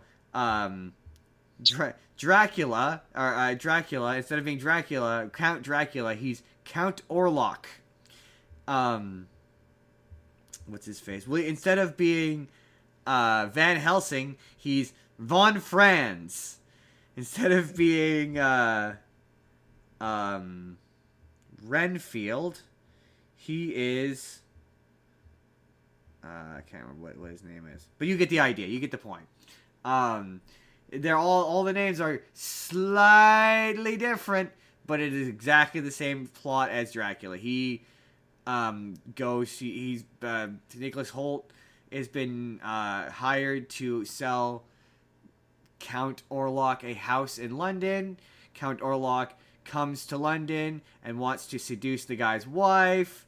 They stay. It's a whole deal. It's exactly the plot is exactly the same as Dracula. It's just the names have been changed. And this movie is otherwise, just kind of a. It's creepy, and it's definitely got an atmosphere that's really unsettling, and it's not. I thought it was a pretty by the numbers Victorian, once again, by the number Victorian era horror movie where all the characters talk like they're in maybe not Elizabethan, old timey time speak where they all talk in weird English. There's some creepy imagery, but the big thing is Nosferatu is really creepy. Like, he's creepy and upsetting. And this, like gross, creepy, and upsetting. He's got a weird, creepy mustache for some reason. It's very odd. But the difference between this and, to be fair, I've never read the original Dracula book. And it's been a while since I've seen the movie, the original movie. But the key difference between this and Dracula, at least this version of Nosferatu, is the girl made a deal with the Count when she was a kid. So like when they say in this in this version of it, they sort of lean more into like he's a demon, like, so he doesn't control bats, he controls rats. It's more about him bringing a plague, and he's more like demonic. So when she's like being possessed by him, she's more acts like she's a possessed demon kind of thing. But yeah, so when she was a little girl, she made a deal with him that she would be with him in the marital sense. And there's all sorts of weird allusions to the fact that like they would find her. This is once again where I guess we'll get into the history of vampires. Vampires in media are a metaphor for promiscuity. Promiscuity? Yeah. And a lot of vampire-related stuff back in the day was metaphors for, like, STDs and stuff. So, like, a lot of Dracula's metaphors is for women who just... It's a statement on women who have sex out of wedlock, basically. And so that's why... Dracula is a metaphor for being seduced out of marriage, basically. Or seducing. And so this movie is otherwise not really. There's a couple of scenes early on that are sort of upsetting. Yeah, it was like I say, Orlok is really gross and creepy looking, and so he tricks the husband into annulling the marriage to the girl for a sack of gold. And then later on in the movie, she gets upset with him. She's like, you sold my marriage for like a sack of gold. Like it was nothing. But in his defense, he was there to sell the Count a house. And the Count provided him a contract that was written in a language he couldn't read. And he was like, oh, it's a simple formality. Just sign the thing. Don't worry about it.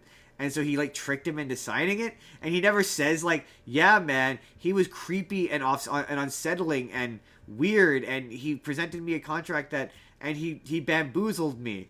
Like he never says that. There's a lot of weird sex scenes in this that are weird. Like at one point, so he comes, just like in Dracula, he comes to London, and he brings with him a plague they call Nosferatu, and so it makes people sick and crazy and whatever. And so the one guy who I don't know what her character's name is in the original version, but in most versions of Dracula, she's the girl that Dracula bites, the one that's a friend to the main girl. In the original Bela Lugosi version, she's in that too, but she's the first woman that he bites. So her husband, basically they invite this movie's version of Van Helsing, played by William Dafoe, and he's like, yeah, it's a vampire. And the guy's like, I don't believe in vampires. None of that's possible. Like, that's impossible. None of that exists. And you need to admit that none of that exists. And Nicholas Holt comes back after having been at the Count's. He escapes the Count and he comes back. And he's like, no, no, no, no. No, everything he's saying is true. He's a vampire. This is 100% legit. And the guy gets infected with the plague. And it ends with they find him. He's died from the plague. And his pants are around his ankles. And he's on top of his wife, who has died after becoming a vampire. Uh, okay. I don't know how to respond to that. No, neither did I. And so yes, so then as it gets to the end of the movie, she kind of appears to be like slowly falling for it, and I guess part of the thing is she has to like say yes to it, otherwise it doesn't work. And so it gets to the end, and she finally agrees, and like there's a shot of her just completely topless, and then there's an incredibly uncomfortably long, goes on for a very long time, um scene between the two of them. I don't want to get, I'm not looking to get shadow banned, where it just it doesn't feel, it feels not only because he looks gross and icky and weird, but because she, the consent is dubious. Like you're gonna people will be like, but Justin, she consented. And I would be like, yeah, she only consented because he said, if you don't consent, in 3 days, I'm going to kill everyone you love, up to including your husband. I'm going to bleed him. So, Coerced. like, sure, yeah, she said yes, but Under under, like, duress. She was extreme coerced. duress. Yeah, she was coerced. And so, yeah, and so the final shot of the movie is, them naked on top of each other. She basically, he bites her and she keeps him like engaged long enough to where the sun fries him and kills him. And William Defoe's like, "'Twas beauty killed the beast." No, William Defoe's like, she had to make a sacrifice. She had to make a sacrifice to defeat Nosferatu, and then that cures all of the blood illness. But yeah, it is otherwise like, it's not to say it's not like creepy and unsettling, and like I say, Count Orlok is creepy and unsettling, but like I don't understand, like he's scary, like he's deeply frightening, and you're the movie wants you to think like he's charming.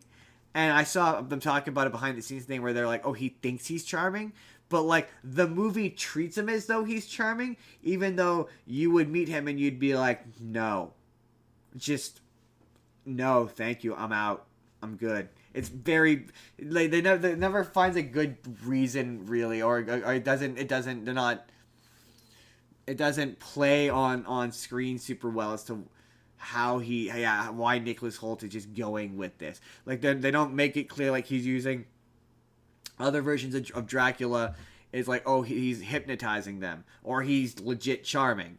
And this, he's like, he's gross and creepy and weird, and he's got a gross creepy mustache. And yeah, the ending of this movie is upsetting. It's weird. It's, the consent is again weird and dubious. And yeah, it was uncomfortable. An uncomfortable movie. Yeah, it felt like sexual assault. Is what I'll say. That's how I'll end this. It was weird and gross. That's it. It's Nosferatu. Would not recommend. Okay. Not even to be like, oh, So this is weird and fucked up. this next one that we're going to talk about, I I'm going to use the term movie with air quotes for this one, but so you know how with books there's a type of book which is called smut. Yes, this is Skinamax. This It's called Skinamax, this is Jordan. this is smut for video. This is called Vampire Club. The plot, as it were, is As it were. the vampire girls. Um, in the beginning, one of them is draining a girl or whatever, turning her. And the vampire hunters who have been hunting them for a long time, decades, uh, come and kill her before the one girl is fully turned. And so then the other girls run and end up at this club, the strip club. Um, I mean, they never directly call it as such, but it is essentially a strip club. Uh, which, as an aside, this movie, is it gave me real Fred vibes. Keep me real. I'm home Low on a budget. Friday night. It's 2 a.m. and I can't believe I'm getting away with watching this vibes. I I'm mean, just yes, a little bit. It wait for my parents to definitely, bust in. I'm 18 years it old. I'm like, it there's porn on TV. it definitely reminded me of some of those late night shows that were on Channel 39 Showcase. Yeah. Um, If you're a definitely. Canadian and you recognize, let me know if you recognize the term baby blue movies. It definitely reminded me of those. Um, uh, Late night Skinamax. Yeah, and so the kids don't appreciate having to watch late night Skinamax films. yeah, yeah. So there you let's keeping it YouTube friendly. Let's just I say think that is keeping it YouTube friendly. I only used the p word once. no, I meant what I'm about to say. I'm Okay. saying to keep to the YouTube friendliness. Yeah, no, we've been Um, shadow banned before. We got to keep this PG to PG this 13. movie, uh, it really shows you a lot. You really see, there's a lot to see when you watch Really this opened my movie. eyes to the things you can see Um, when you're watching a late night Skinamax film. you really, what you can get away with is impressive. See, we could get Like away to with the point, saying to the point where, uh, when I first put it on, it starts going, and I had to back out because I'm watching this on Roku. I had to back out and be I like, remember you're I'm like watching an actual movie, this. right? This isn't something else, is it? Uh, Look. I feel as though we can get away with saying porn because they said porn on Friends, and that was a G-rated show. all right. I'm watching a movie, right? This isn't porn, right? Like, and and and I I'm just saying this entire episode of Friends dedicated to the fact that they just have porn on in the background. Like they could say that was a PG show. They could say porn. Porn is a word you could say. Also, I feel like we could get away with it. Get away with it by saying Skinamax because nobody knows what Skinamax is. I'm not explaining to you what Skinamax is if you don't know what Skinamax is. I'm not Google explaining it to you. Google is a Google's thing. free. You can Google what You Skinamax. But use also, if it. you're gonna Google what Skinamax is, make sure you're alone, So or with like a partner that you love, because it could be a group activity. It could be two-person activity. so yeah, this movie Really painting an image of it, but that's is what it looked like. Like I watched exactly 5 to 10 minutes of it with him, and that's what it looks like. right down to the visual, like the visual style. But so there's I so usually many skip reasons this why part. this Is what it felt like. yeah. There's so many reasons why this movie even just like if I'm gonna be an ass and look at this as if it was a legitimate movie and not made for one reason and one reason only. For people to Um, whack it. one reason and one reason only. But there's technical issues in this movie. There's a scene where they're in like an underground parking lot, and when you look at the one character, it's silent, and when you look at the other character, it's making like car noises and background noises and stuff. And it's just there's inconsistencies. Just indicating There's that they probably didn't have a good filter on their mic, probably picking up well, every single sound. that's where I say it really did. You Was this know, made on $100? some of the more um, intimate scenes aside, uh, the general budget that I got from this was you and Fred and your crew making your movie that you No, did. no. Do not equate me with that smut. No. Our shit is slightly higher quality than that. I'm no, I'm simply saying in terms of budget. We didn't make smut. That's We made legit that's art. no. I'm talking purely in terms of budget. Like that's what it made me think of. Like it felt Uh, like it had no budget and it was like a guy with his camera, not in terms of quality, but you know what I mean. Like it's just He was just a guy with a camera and women who didn't know that they were being recorded. It's a real quagmire. no, they knew they were being recorded. It was consensual. Um, but yeah, no, if there's one lesson to, I guess to wrap this up, I love if how we there's haven't if there's talked about the movie at all. we're not going to because It's just a bunch of dirty jokes about. there's really not much about it. I will say one of the ways that you can tell that it's a low budget is, Why and are I'm being vampires always is horny? and I'm being a little mean about this, considering this is a low budget thing that I guarantee you nobody has ever heard of. But there's parts in it where they're supposed to be in like a club, which I interpret it as a strip club, considering it has scantily clad women come out and dance. Uh, anyways, uh, it looks like it's like it's supposed to be a club, but it looks like it's just in someone's basement. Like it's so funny, um, like how low budget it feels. But yeah, not much more to say about it. It's yes, Skinamax Skinamax. is really that should say it all. But yeah, there's one lesson I learned about this week. It's that yeah, vampires are horny. Vampires are horny. So if I had a nickel for every time Nicholas Holt showed up in a movie about Dracula that came out within the same year, I'd have 2 nickels. But it's weird it happened twice. So this is Renfield. It stars Nicholas Holt as Renfield, and it was one of the 3 times I went back and I rewatched the beginning of Nosferatu because I went, wait, this movie opens with him talking about his backstory, and he's like, oh, I was the solicitor and I went to sell him a house and I became his indentured servant forever, and I was like, hey, isn't that the same character that he played in Nosferatu? And so I watched the beginning of Nosferatu again. I'm like, well, kind of. No, in Nosferatu, he's actually playing a different character. Who we're going to talk about the character he's playing in Dracula later. But Renfield is basically in Nosferatu. He's his boss who sends him to sell the house to Count Orlok, who goes crazy. That's who Renfield is. But this movie basically is like after Dracula was.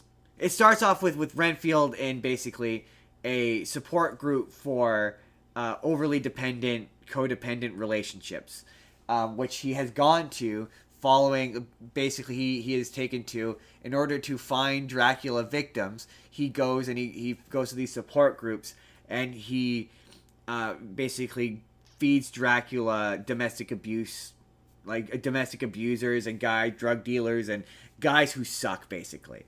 And Dracula he's like, he's played by Nicolas Cage. Dracula played by Nicolas Cage. He's like, no, these guys aren't doing it for me. I need, oh, I know you don't like to hear this, but I need virgins. I need young virgins. Girl virgins. Like, if you brought me a bus full of young cheerleaders, that would have been much better. And he's like, oh, before you say anything, don't be gross. It's not a sex thing. It's more about their purity and their vitality than it is a sex thing. And so Renfield, a thing with Renfield is in Dracula, he eats bugs and rats and shit that he absorbs their life force. So how that translates in this movie is he eats bugs and he gains the powers of Dracula, which is basically like super speed, super strength, all others. And so there's a bit where he saves a girl, like some girl, from a bunch of drug dealers, or no, he kills her drug dealer boyfriend or whatever. And it turns out that they had stolen a bunch of drugs from this gang that's in the city, played by the leader of which is played by Ben Schwartz, the guy who's Sonic the Hedgehog. And he is weirdly miscast because Ben Schwartz is like the least intimidating guy ever. So there's scenes where like he's silly and he's doing jokes, but then there's other scenes where he's supposed to be intimidating, and it doesn't work because he's Ben Schwartz, the least intimidating guy on planet Earth. Like He's a it's Labrador. yeah, he's a Labrador. It's so weird, and eventually in the movie. I can't. That'd be like if you're trying to paint Mr. Peanut Butter as being scary. Like Exactly. He's not scary. He's not scary he's or not intimidating. scary. He's so weirdly miscast in this movie. Really, that's the best way I can put it. In Is a just he's a cast that's otherwise Labrador.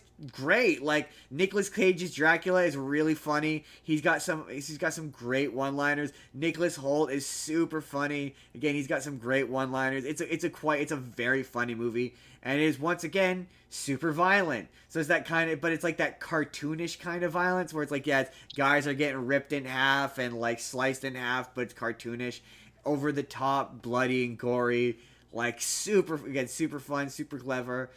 And because I've been watching Dracula shit, there's a lot of really funny references.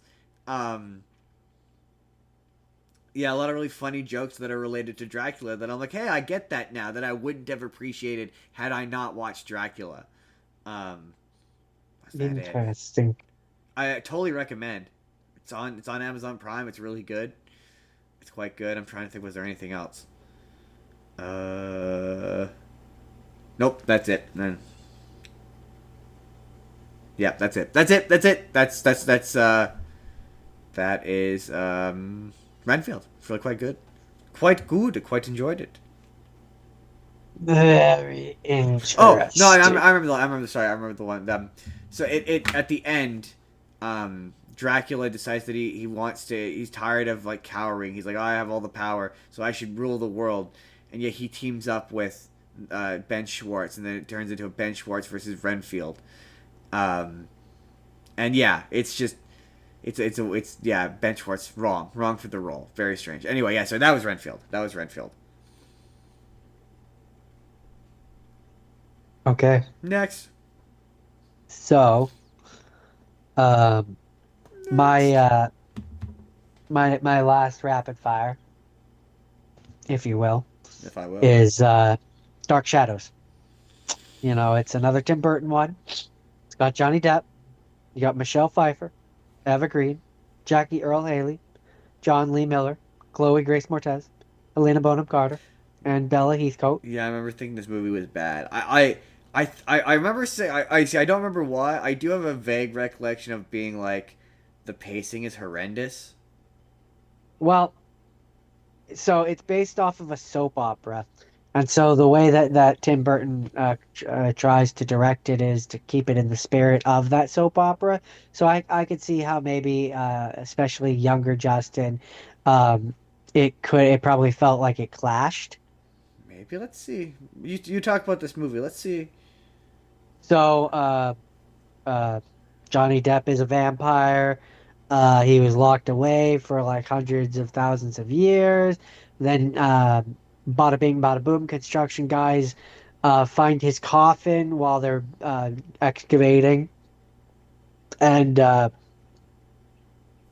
they see a chained coffin, and their first thought is, oh, I should open this up. It's not buried and chained for a reason. Might not be cursed. Uh, and they open it, and bada bing, bada boom, a very hungry Barnabas pops out and kills them all. I'm sorry, drinks their blood, but really kills them all. And he's like, I'm sorry, but you wouldn't believe how thirsty I am. And so then meanwhile, there's the what's her name, who's a witch, who is the one that turned him into a vampire and then locked him away and then lived for hundreds of years and essentially took over the town that was named after his family. And then he shows up, and it's bada bing, bada boom, and there's a nanny who he's falling in love with, and then also each of the family members has something about them that makes them spooky and ooky. It's kind of like the Addams family, if you will. Yes. But I like think like inspired or based on the Addams Family? I know there's a connection to the Addams Family. I just don't remember what it is. The Chloe Grace Moretz character is a werewolf. The kid sees dead people. He sees his dead mom, who's a ghost. Obviously Johnny Depp is a vampire. Helena Bonham Carter is a therapist that they've been paying for 3 years, even though she's terrible at her job. And why do they continue to keep her around? I never really understood that. But she then, under the pretense of trying to turn uh, uh, uh, the vampire back into a human, is taking his blood and is using it to turn herself into a vampire. Um, there's just a lot of things where it's like, oh, I see how this was probably like an episode or two in the show. Oh, I see how this is maybe an arc of television. Like you can see the influence. I understand. I understand. And that is Dark Shadows. Dark Shadows. Yeah, the one thing I know about that movie is it's one of the ones that people are like, oh, Johnny Depp. No, it's that, and Mordecai is the one where it was pretty much like that was when his career started to fall off a cliff. I don't think I ever saw that one. I hear it's also bad, but yeah, this was the one where people were like, wait, was Tim Burton ever a good director? Because he made a run. It was this one, and then there's one other one he made, which was like super poorly received enough that people started being like, oh no. So, you know, it's interesting. Um, I was just looking at that. So Barnabas Collins had his own hyperlink on the Wikipedia page. So I click on it. He was apparently a featured role in ABC daytime serial Dark Shadows, which was on TV from 1966 to 1971. Oh wow. So he wasn't even originally from this other show. He was originally from this, which they then took this and made it into the TV show that then became this movie. Wait, sorry. Say. What?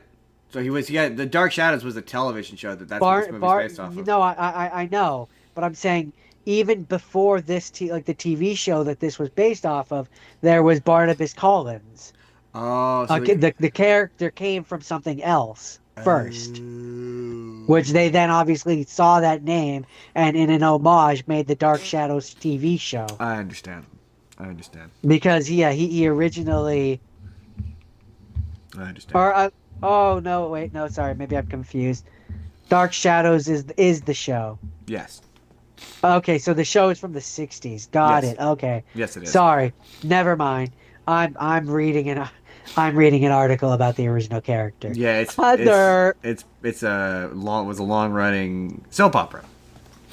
I knew that. I just for whatever reason, I was confused. I'm sorry. I was dumb. That was a dumb. Right. I did a dumb. All right, Jordan. Let me begin my next one by asking you this question. Else. Jordan, do you remember that? Jordan, we'll just cut that. We'll just cut that entire part from the actual podcast. I cut nothing. Jordan, you remember a far away, long ago time? Remember the 1980s, Jordan? Remember a time?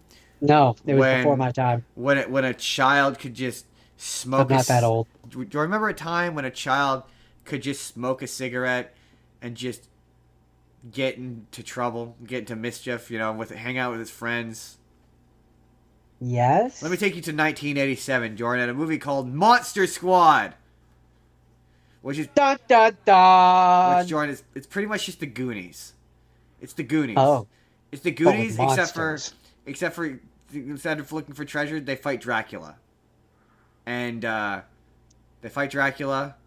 And sorry, let me get my 80s vibe here. Sounds like a rip roaring good time. They fight Dracula. So Dracula wants something which like a gem or some form of a MacGuffin, and he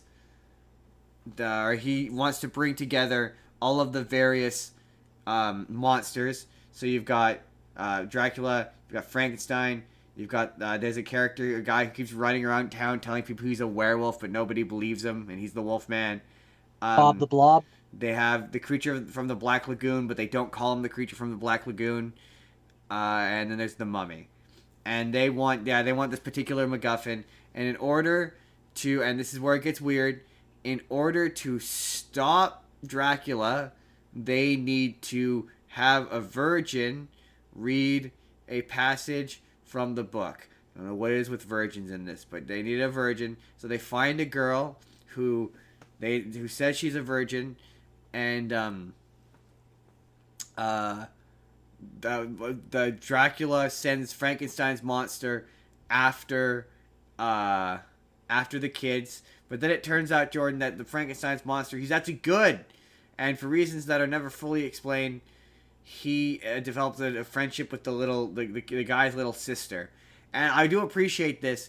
They call him Frankenstein, and then the guy goes, "Well, actually, technically speaking, he's Frankenstein's monster," and all the kids, they have a club called the Monster Club, where they all hang around and they talk about monsters. They're really into the Universal monsters, and there's a really weird bit at the end where they go to this creepy German guy who tells them basically the backstory, what they need to do, all that, and there's a really cool line he has where they go to leave, and they're like, "Geez, mister, it's so cool that you know about," or something to the fact of, "Why do you know so much about monsters?"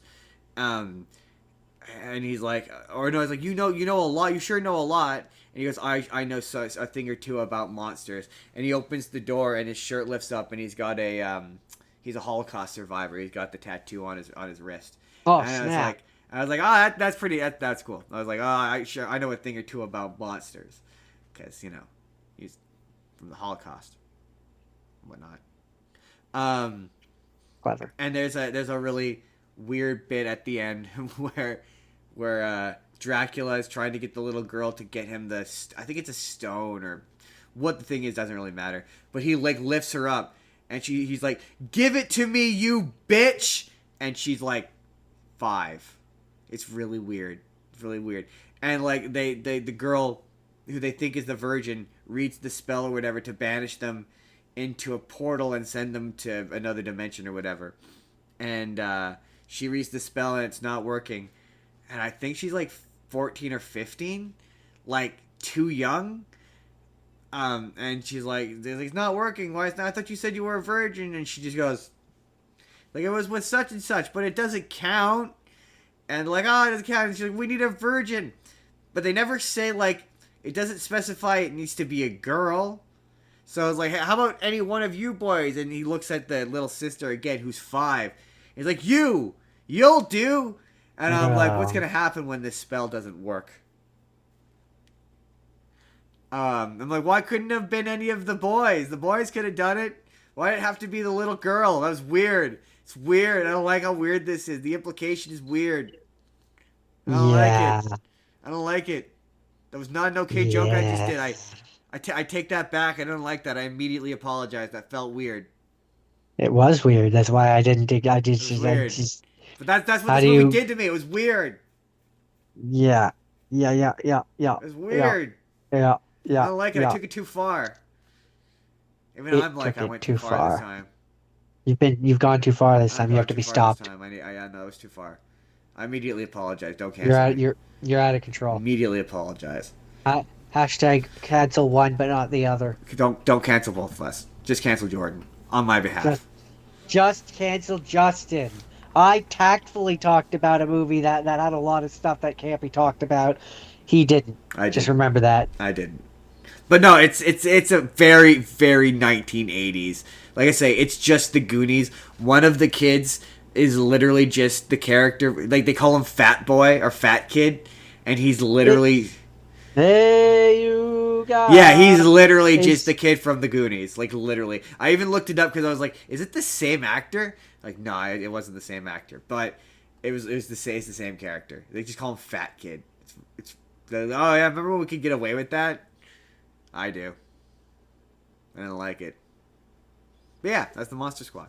It's a fun movie. Fun 19... If you could just remember that it's from 1987, you'll have a good time. Okay. So, unless you have anything else to say, No. then it is time for us to move on to the have scenes. Duel? And the first have seen that I have seen is Scooby-Doo and the Witch's Ghost, which is a good movie. I really like this one. This is one of the last ones of the uh things monsters can be real Yeah. series. Yeah, Um I guess they really. I always said it was a trilogy, but that's because technically speaking, Scooby Doo and the Cyber Chase is part of this series, but it doesn't have a real ghost in it. yeah, there's also the alien one, Oh right, which right. Then the alien one comes. Sorry. The trilogy is this, the Scooby Doo and Zombie Island, and the alien one. The yeah. the Cyber Chase it is part of this continuity of movies, but yeah, it doesn't have a real ghost. That technically does have a real alien. Um and so this one's good. It's And so it's good. definitely one of my all-time favorite Scooby-Doo things. You're Um hard pressed for me not to be like when you're like, oh, the which one is better. I'm like, oh man, it really is good. Like the animation is it's stand out. The voice acting is it's tight. phenomenal. I mean, you've got Tim Curry. Tim Like Curry you've is. got Tim We Curry, talked you've about it got Frank last week, but Welker, he's so good. He is so and good. you've got so this was apparently the first time when you had as Shaggy Scott Ines Oh yeah, as yeah. Scooby Doo and Shaggy in Really, the this, first he which didn't. He didn't do. Oh this no, it wasn't. It was Billy Weston Zombie Island. yeah, Yeah. this was his first, apparently his first time, and also as Daphne. And so it's funny because it's funny how over the years certain people have become like that's my Shaggy or that's Yeah. my Velma or that's my, and so Shaggy sounded weird for me because I've gotten so used to what's his name, uh, the current one. Oh, Matthew Lillard. Yeah, I've gotten so used to him I that mean, it's I'm a, I'm a, strange to hear another one. I Um, Shaggy's flexible for me. It depends on the one, but I do get He what you're is. saying. He is for me. I'm just saying it tweaked my brain where I was like, oh, he's not quite. Mm. But and same with Daphne. Oh yeah, It not being Delisle. Grey Delisle. Is it not Grey Delisle in Yeah. that? Oh, No, it's hold on, I have it here. Why am I not saying it? There it is. Mary Kay Bergman, who, fun fact, South Park. yes, there's that. But funner fact, she was also Snow White. The original Snow White. It says here, she was the official voice of the Disney character Snow White from 1989 to 1999. Oh well, yeah, she was sad. She I think died in a car crash. But yeah, she was the original voice of, I believe, Kyle's mom. Oh, interesting.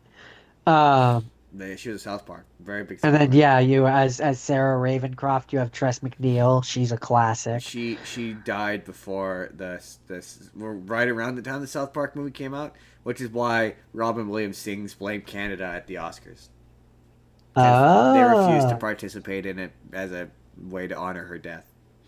interesting. Um, but I mean, yeah, this one has the Hex Girls, who, as an aside, growing up, I'm not gonna name names, but I had a crush on a goth girl, and things like this, Sam from Danny Phantom, goth girls in media in general, definitely was part of why I had a crush on goth I'm a girls Hex growing up. Girls. Yes, the soundtrack in this also kicks ass. It's also good. It Yes, it does. Also, I find it funny how the Hex Girls in the credits are credited as the Hex Girls. That's funny. Um, like they have their own They've credit. come It's back a few very times. They've become recurring characters. They came back in What's New Scooby Doo. There's an episode where they sing the theme song, and then they huh. brought them back for uh, Mystery Incorporated. There's an episode with them in it where they sing an updated version of the Hex Girl song, and then Oh, there's that's a awesome. song that Daphne sings where she dresses up like them, and it's really Oh good. yeah, right. I forgot about that one. Yes, it's But really really good. That's one thing that's funny is at the end when they when they sing Earth, Wind, Fire, and Air or whatever that one, and the Scooby Doo crew are playing instruments along with them. I'm like, okay, either I'm supposed to believe that each of these Mystery Inc. kids are somehow just instantly really good with All these savants, Jordan. instruments. All Like savants. like my man Shaggy is a bass instrument, a guitar or whatever guitar he had, savant, or and this is my head canon because I think it's funnier. The Hex Girls gave them unplugged, like Oh yeah, no, things it's that just were a show. Yeah, unplugged, none of those instruments are so plugged that in. it No, didn't actually make any noise. no. They just gave Scooby a guitar and was like, go ham, kid." No, he had the cymbals. Oh, oh. But like you had Velma who was on the keyboards, and I'm like, she's not playing She's anything. no, It's just that's not not. just It's not. It's not. that's just because I'm sorry, you're a professional band who has gigs and stuff. You're not just letting some random teenagers come up on stage with instruments and wreck your harmonization and all your Do you think the practicing. That's Scooby not Doo gang is gonna show up to hours and hours of rehearsals? No, I like mean, no, no, like no, of course no, not. no. No, Don't be ignorant. not when the show was like the next day. Like Exactly. that's just not gonna happen. You're gonna give them fake instruments. Exactly. It just makes the most sense. But yeah, no, I like this movie. It's a fun It movie. holds a special place in the cockles of my heart. In the Maybe deepest, maybe below the cockles. maybe in the Maybe subcockle region. maybe even the heart.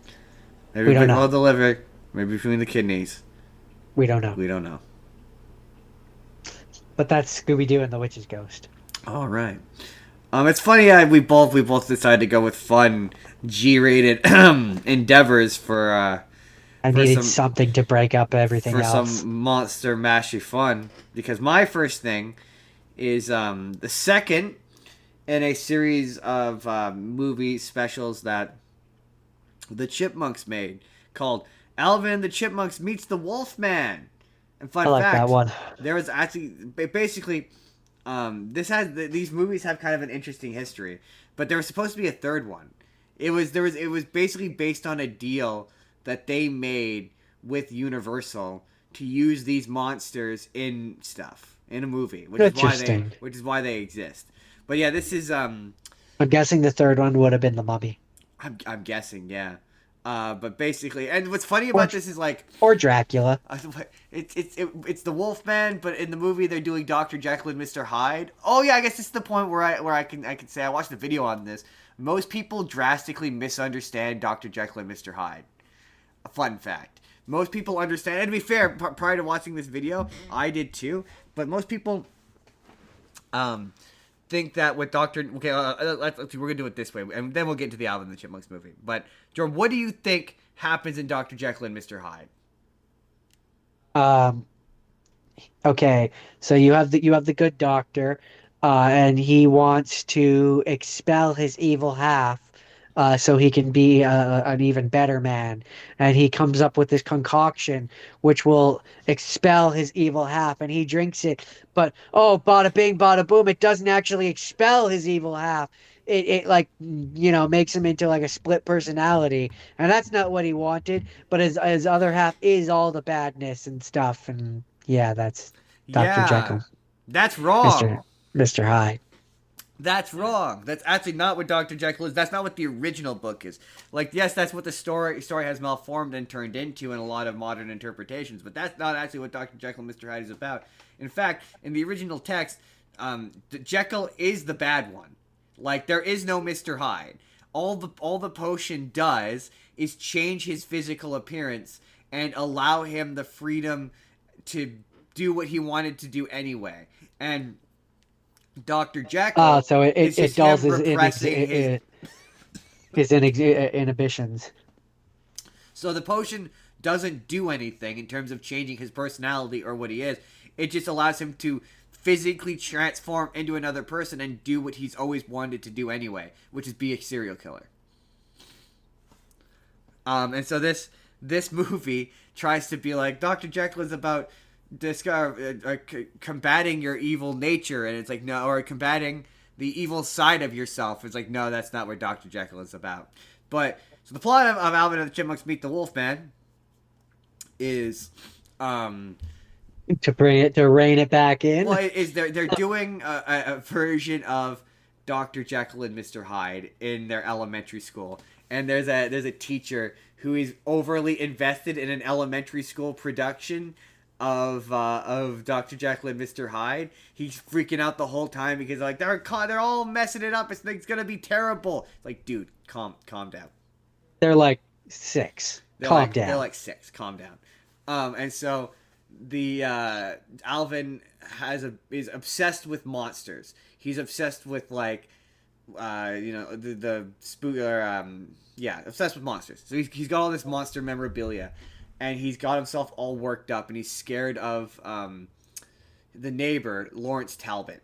And what's really funny is because I watched the Wolfman movie, I never got this joke as a kid, but in case the movie doesn't make it obvious enough that he's a werewolf by the fact that he carries around a walking stick that has a wolf head on it, his name is Lawrence Talbot, which is the name of the Wolfman from the original Wolfman movie.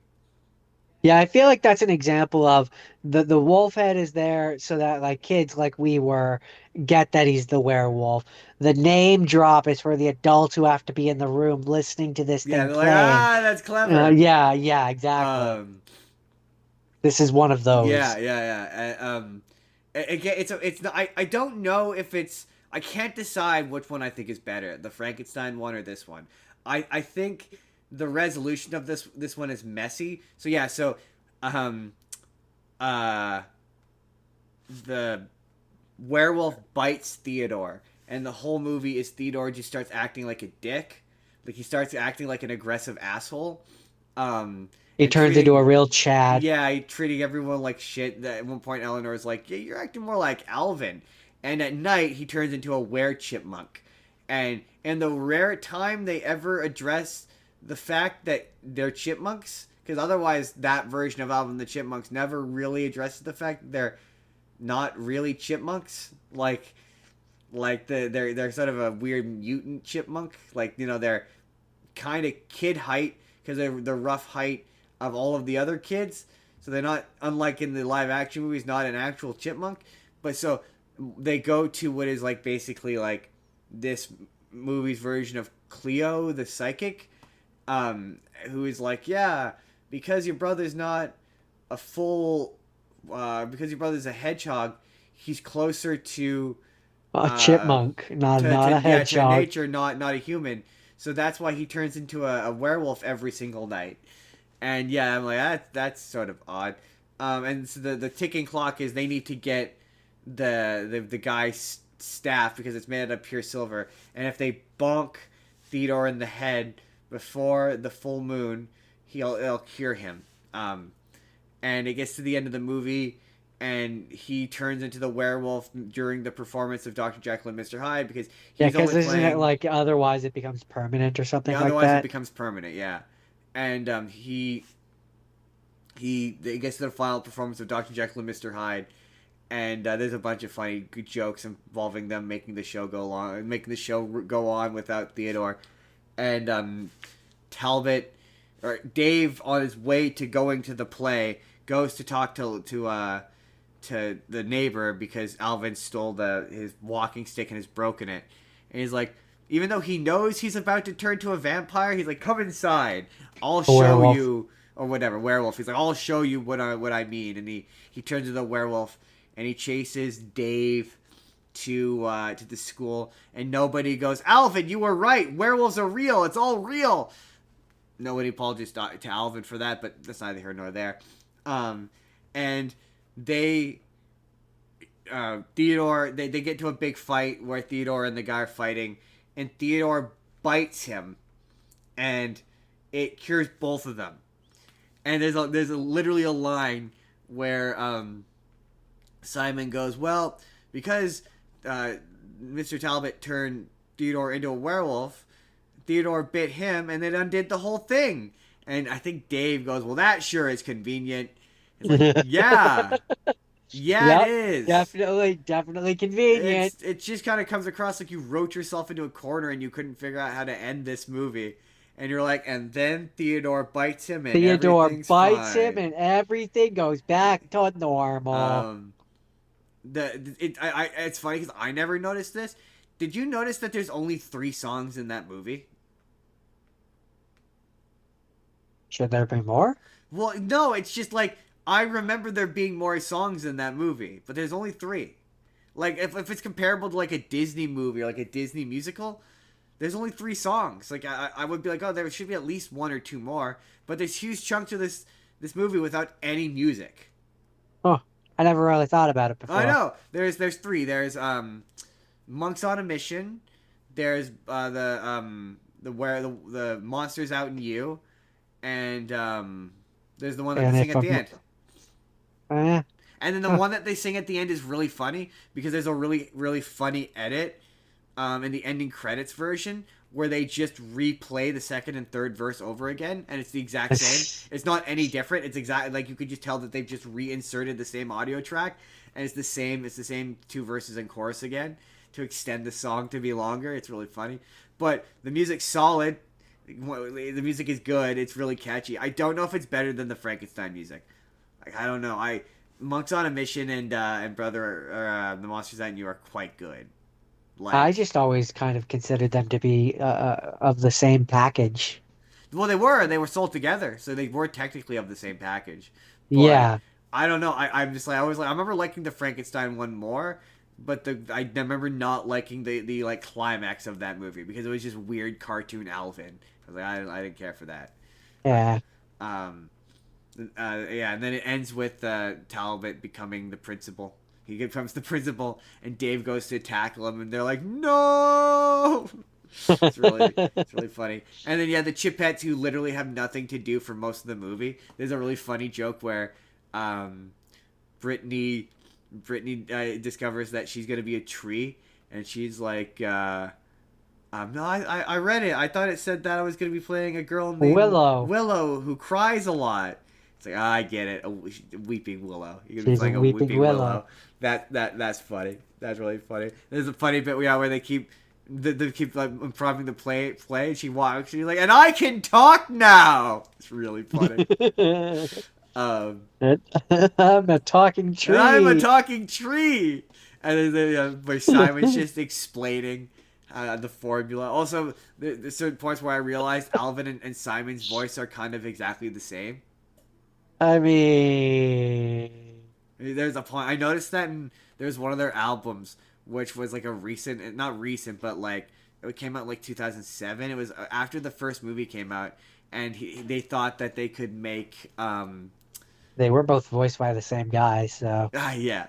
But after the first movie came out, there was a period because okay, history of the Chipmunks. But there's a period in like the 80s, which is this came out in like 2001, 2002, something like that, in the early 2000s. And this was like the thing about the Chipmunks is they're constantly trying to make a comeback. Like for the past like 10 years to 15, 20 years, whatever. They're constantly trying to make a new thing that makes them stick, and then they kind of do, but not in the same way that they did in the 80s. So, like, yeah. this came out in, like, the 2000s, and this was them trying to create a resurgence. Like, this felt like, this and the Frankenstein movie felt like, yeah, they were trying to, like, set up for a new show with a new status quo. But and then obviously there's the live action movies, and then there's the new show where they're like half chipmunk, half human, and they look weird, but it's voiced by the original voice actor again. There's a point in the 80s and 90s where they just put out a bunch of albums. That's where if you've heard the version, they did a cover of "The Devil Went Down to Georgia." Did they? We had it on a CD at one point. But yeah, it's them. He's playing against them with a golden. Oh yeah, yeah, God, yeah, yeah, yeah. you play Mouth Harp. He gets your Yeah. soul. Yeah, yeah, yeah, yeah, yeah, yeah. That is from they also did a cover of Achy Breaky Heart. Like they did like an R&B They did. I know they did a album, Disney one as well. yeah. They did a bunch of albums. Uh, And yeah, they were really popular in terms of music outside of their show or whatever. And so there was a point after the movie came out where they thought they could do that again, and they released a follow-up album to the first movie's album with a bunch of covers. So it's got like Daughtry Home. Did an updated version of the theme song that's quite good. Um, Huh, but there's a cool. song on it called Ho Ho Ho, where they brought back, because for those movies they had a particular company do the music. Um, but for that one they brought back um, Dave Seville. Dave, the guy who, yeah, he plays Alvin and Simon in a song on that album. And there's a point where you can't tell if it's Simon or Alvin because they sound the same.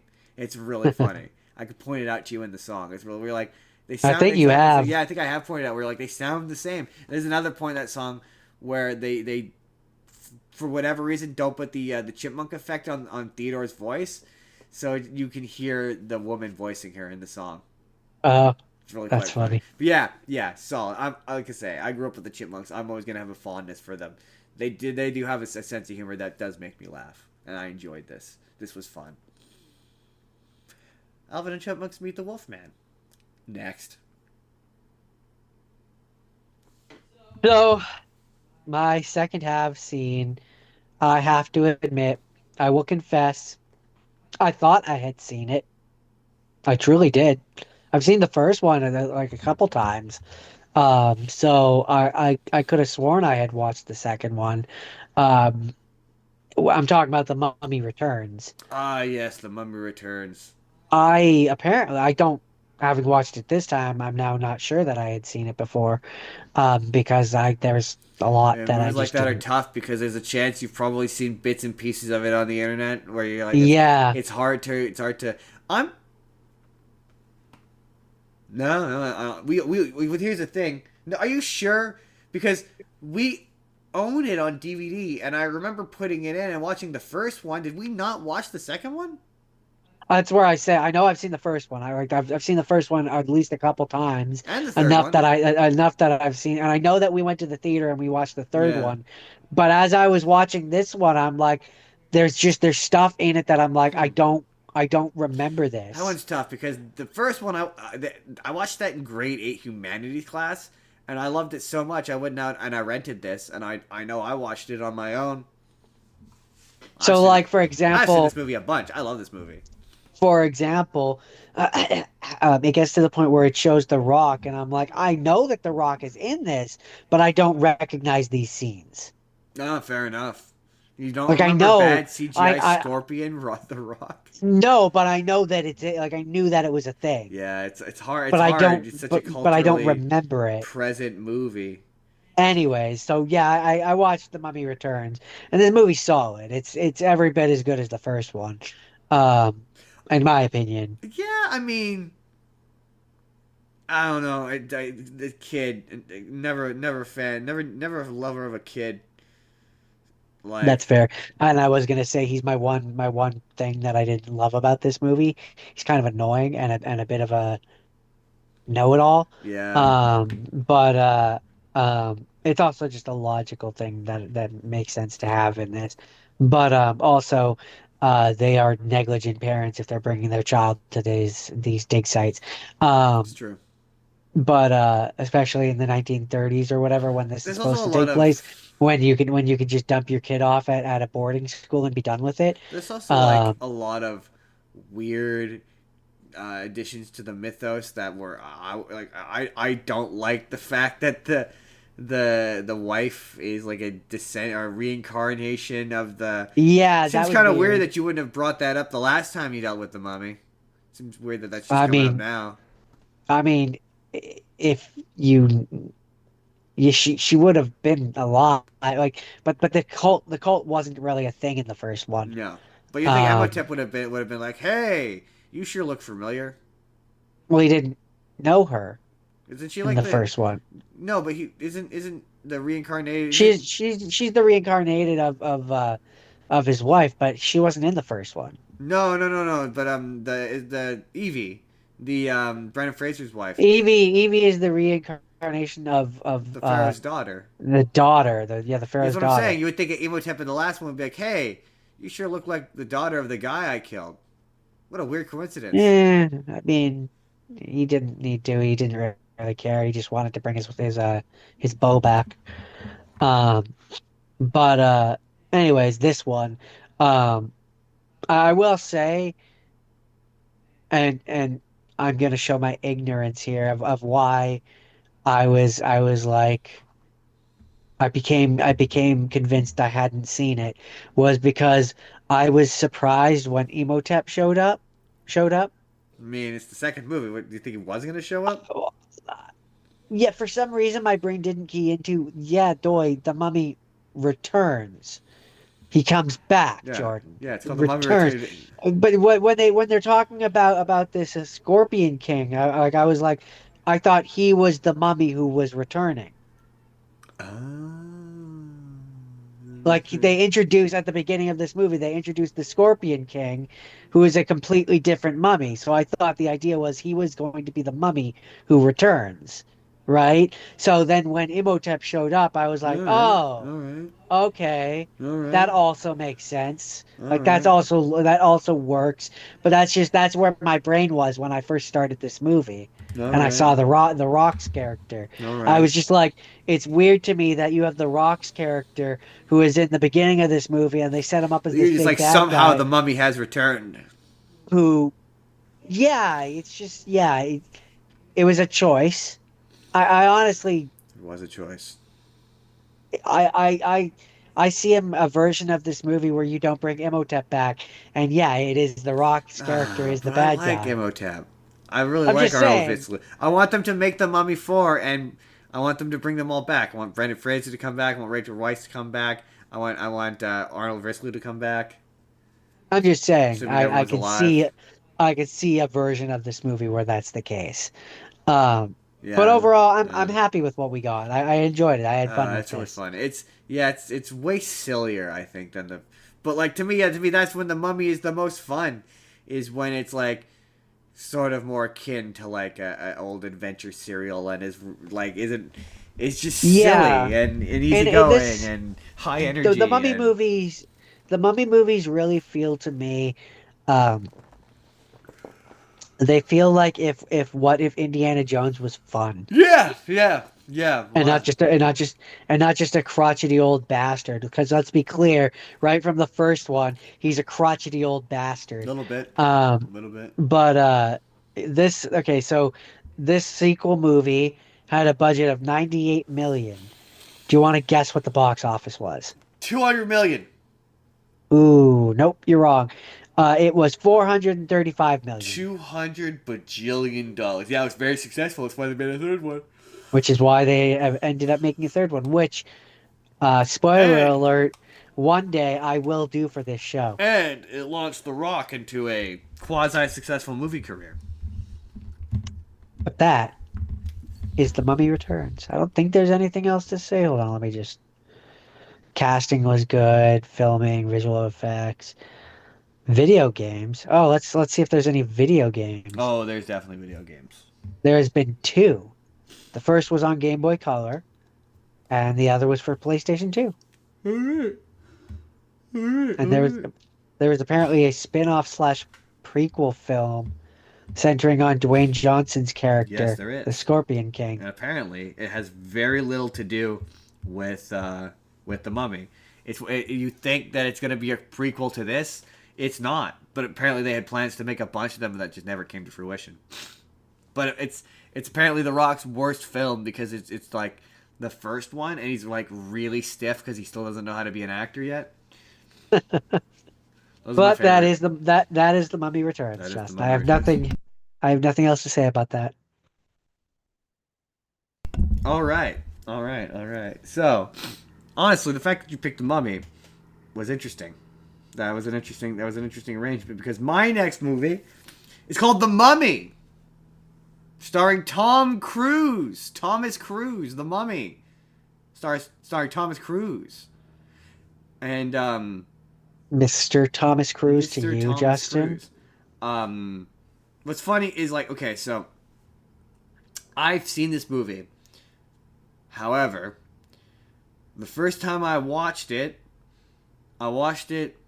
at the drive-in movie theater, and I remember staying out till like 11:30 to watch it, and all I remember is being pissed and not remembering a fucking thing about it. By It's yourself? me and you. I don't remember watching that I at the remember drive-in. driving home being mad because it was late and we stayed late to watch this piece of crap movie. I And remember watching Tom Cruise Mission Impossible yeah, we at the also watched at drive-in. the. In fact, that But probably it might have been the same. It might have been the same night. But oh, yes, that would make sense. it was the second movie in a double feature, and we were sober coming home, and I just remember we were falling asleep, but we were insistent we were going to stay for the whole thing. And for the longest time, I couldn't remember anything about it. But yeah, the most interesting about this movie is the surrounding stuff around it. So this movie was supposed to launch what everyone lovingly calls the Dark Universe. Jordan, do you remember the Dark Universe? Uh, I just remember that it was gonna be like an entire land in Universal Studios. Different Dark Universe. This Dark Universe was basically. Hold on, I'm gonna find a list of the cast. It was gonna be. Like it was gonna have the Invisible Man. It was gonna have this. It was gonna They've be. done well. They've done that in Universal now, where they've got all those characters. But no, this was basically gonna be. Um. Hold on. Hold on. Dark Universe. This was basically gonna be like the MCU, but for the Universal monster movie characters. So you had Tom Cruise as the Mummy, and then you had come on, why can't I find a good list? Hold on. Hold on. I am Hold on. Bob. I am Bob. Hold on. Hi, Bob. Oh, here we go. Here we go. Okay.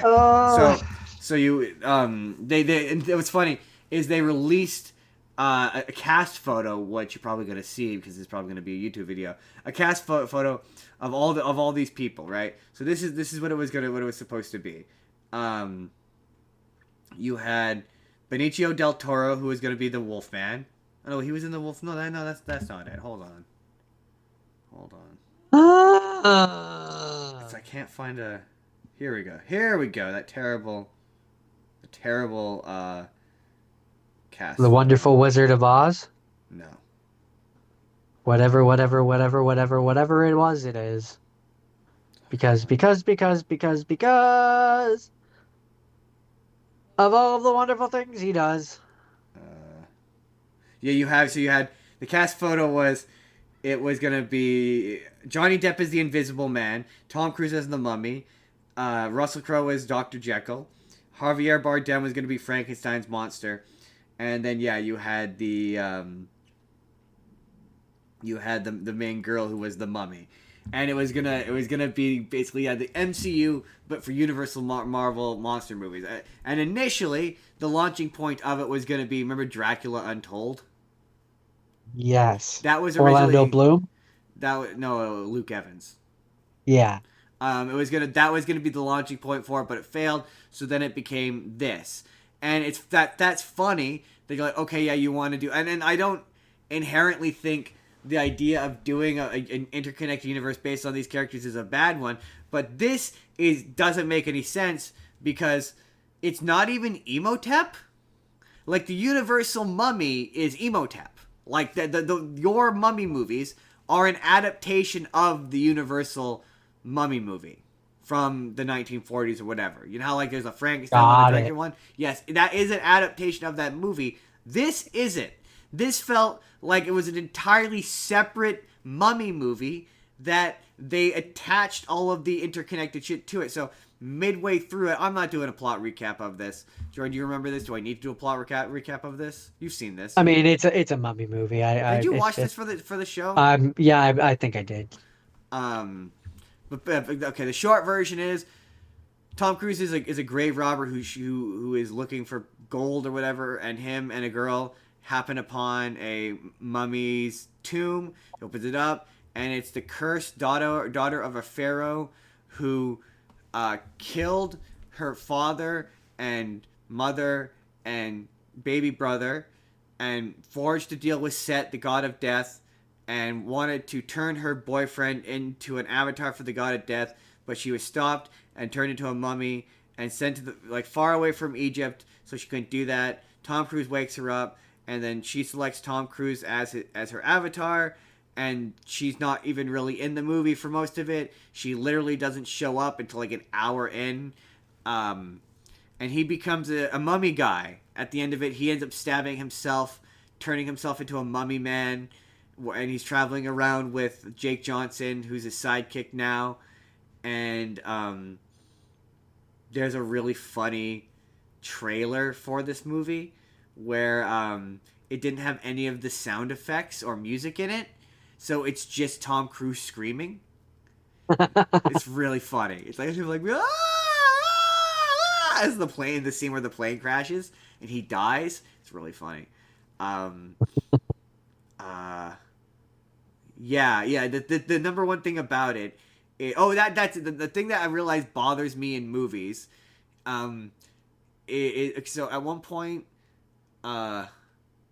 Russell Crowe as Dr. Jekyll shows up, and he has to inject himself with a serum to prevent himself from turning into Mr. Hyde, who looks just like Dr. Jekyll, but like he has a Cockney accent. Jordan, do you remember any of this? No, you remember none of this? And it bothered me. I realized it bothers me when he shows up and he introduces himself as Dr. Jekyll, and Tom Cruise doesn't go, "Oh, you mean like the book character? The guy from who drinks the him?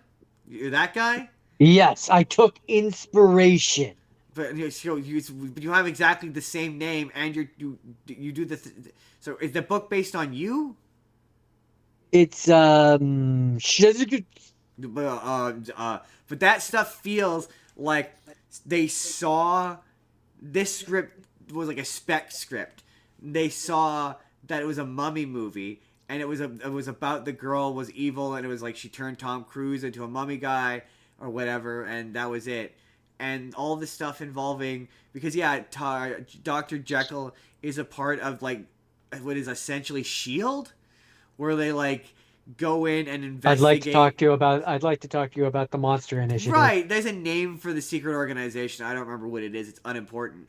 But like it feels like all that shit was added on like a third or fourth pass through where they decided that this was going to be connected to other movies.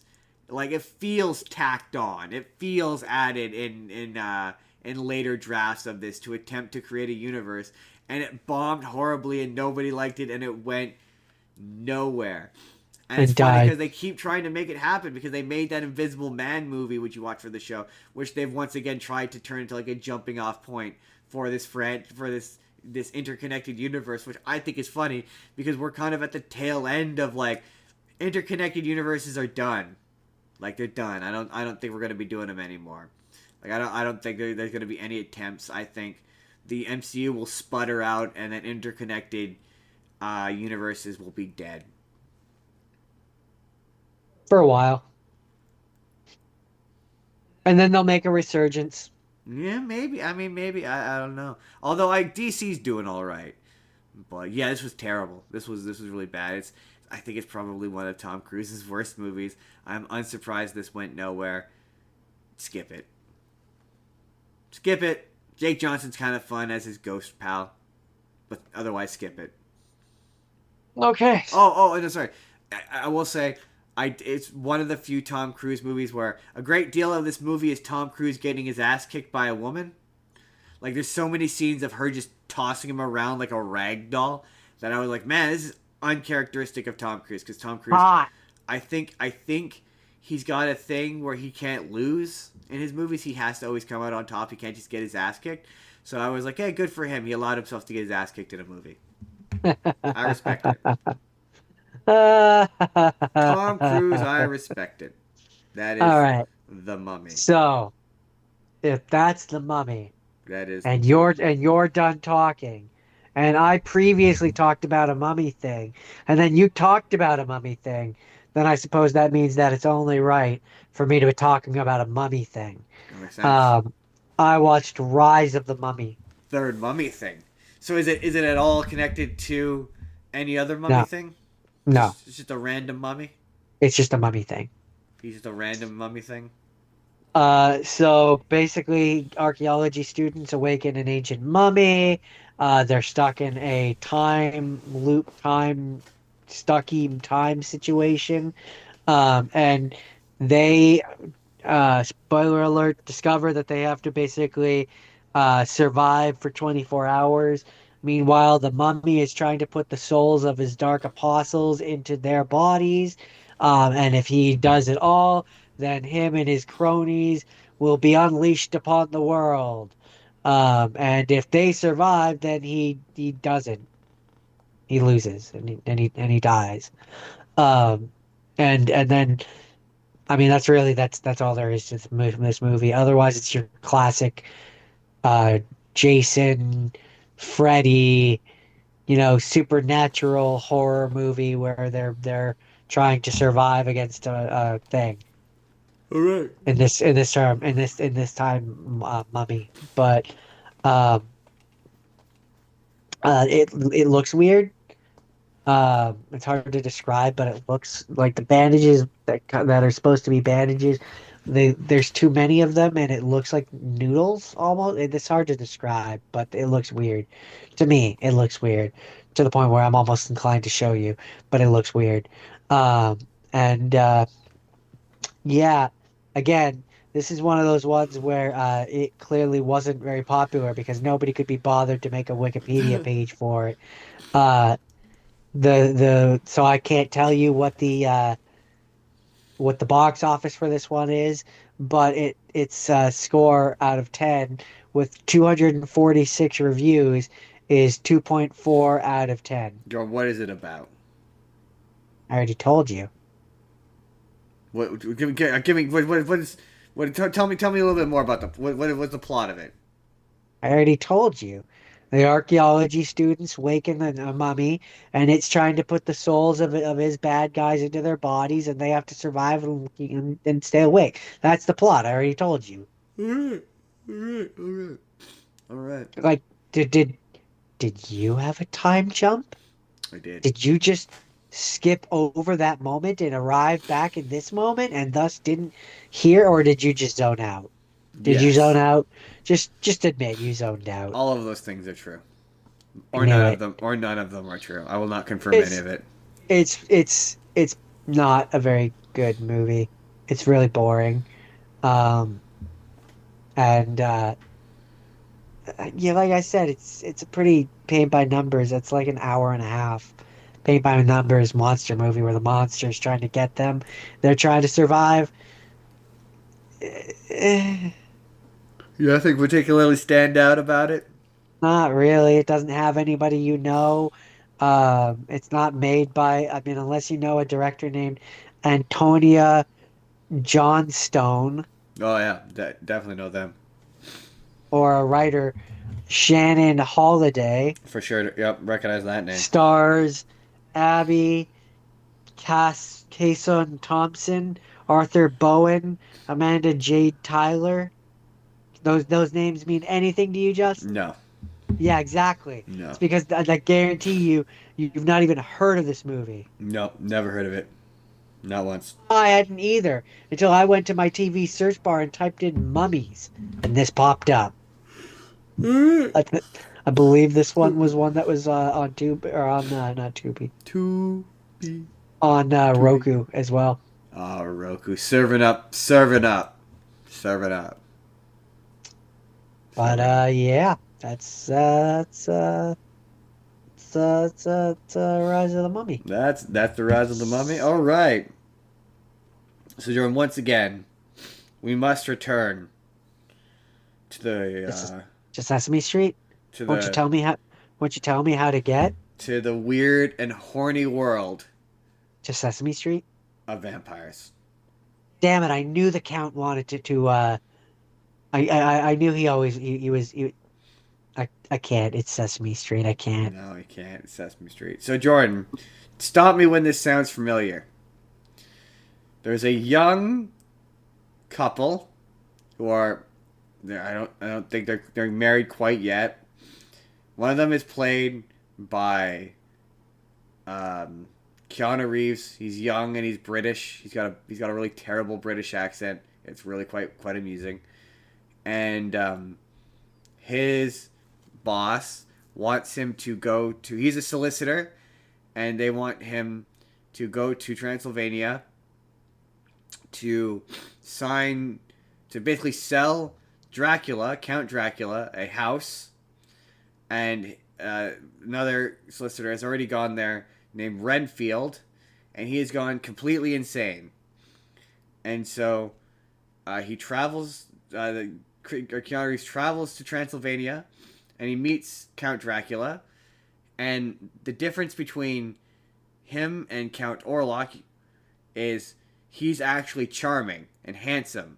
Like even like when he shows up. Oh, fun fact! You remember that episode of the Treehouse of Horrors when Mr. Burns is a vampire? Yes. You know the outfit he's wearing in that episode? The red one. That's from this. Ah. That's a reference to this. But he shows up, and like, yeah, he's dressed kind of strange, and yeah, he's a little unsettling. But unlike Count Orlok, who's just straight frightening, he's just is like a kind of a charming old man. Like, yeah, he's old and slightly eccentric, but he's still charming. And yeah, you believe that that the Keanu Reeves would perhaps maybe fall for his stuff a little bit. But yeah, so Keanu Reeves sells him the house in London, and he sicks his 3 wives on him, and so the 3 wives feed on him and keep him what's the word, incapacitated. And so Dracula travels to London, and he moves into the house, he has to bring, because in order to regain his powers, he must sleep in the dirt from his homeland. So he brings with him a bunch of dirt and plots of dirt from his homeland, and the number one thing about this movie is, much like every other vampire thing we talked about, it is weird and horny. It's so weird and horny. So many people, like, at one point, the girlfriend's friend is just talking about how she wants to bang a bunch of dudes at the party, and that's where it became apparent that, yeah, vampires are like again a metaphor for like sexual promiscuity in Victorian London or whatever, where like, yeah, it wasn't okay to be an available woman. And so yeah, so Dracula seduces and sleeps with the one friend, and like the girl's like wandering through the woods, and she runs into them, and it's just he's turned into like this weird bat creature thing, and it's just him eating her while also being with her intimately. It's very strange. The imagery is very weird. And then they're like, oh, I'm sure you think that vampires can't go out during the day, but they can. And so then he pops out of his sarcophagus, and instead of being old, now he's young, hot Gary Oldman, and he's attractive looking. And then just a bunch of the movie is like him trying to seduce Keanu Reeves' wife, and they sort of slowly become close together, because, oh yeah, important part of his backstory I forgot to mention. Dracula in this is based off of Vlad the Impaler. So like, one of the things with Dracula is they think that Vlad the Impaler, or that Bram Stoker, who wrote Dracula, based Dracula on, or Dracula was based on Vlad the Impaler. That was a popular theory for like a long time. It's since been debunked that he basically got the name Dracula from a mistranslation from a Romani word for devil, basically, and that's where the name comes from. But so in this version of it, he is Vlad the Impaler. He goes off to war, and like it literally shows him like impaling guys on sticks and like cutting guys' heads off or whatever. And he comes back from war, and the people he was fighting against tricked his wife into thinking he was dead, so she took her own life. And he comes back to discover that she's dead and is pissed off. And the priests and churches, whatever, are like, oh, because she committed suicide, she's going to hell, basically. She can't get into heaven. And so that causes him to renounce God, which is what causes him to become a vampire. That was a lot, but okay. Do you have any questions so far? Does Um, any of this sound familiar? no, not even a little bit. Really? Because you've seen the original Dracula. It's pretty much it's very very faithful to that movie. I mean, all I remember of the original Dracula is he starts off in Transylvania, then he ends up in England, and he's trying to murder people. Yeah, and same deal as in that movie. He's trying to seduce the wife. But yes, same deal here. And so eventually, Keanu Where I Reeves. say, for me, at a certain point, it just all blends together. So Keanu Reeves escapes and lets the wife know that he's escaped, and so she goes to him, and it turns out that he now has gray hair for some reason. It's never really explained why. He's just 1 minute I looked up and his hair was just like white gray, and I was like, all right then, that's weird, that's strange. And then it becomes, they're gonna defeat Dracula. They destroy all of his jars of dirt, basically, that keep him powered up, so he can't regain his power. So that way he'll have to go back to he'll have to go back to Transylvania, and they can ambush him there, basically. And it's got Anthony Hopkins in it, and I discovered this week that Anthony Hopkins can do no wrong. I've never seen him be bad in anything. Like, he is phenomenal in that Wolfman movie, and he is really good in this. There's a point where the girl gets turned into a vampire, and she's just like, I don't know how to describe it other than how just writhing around, moaning on the bed in like a weird sexual way. Like, they conflate in this movie, and they conflate vampirism with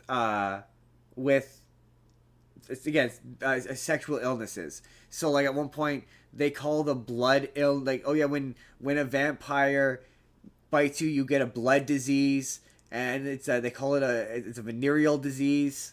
And there's a scene where Anthony Hopkins explains that the term venereal disease comes from the Greek god Venus, or the Roman god Venus, which I went, huh, that makes sense. Venus is, I think, in Roman mythology, the goddess of love or whatever. And Venus, which also probably is the root word for venomous. Maybe, yeah, I could believe that. So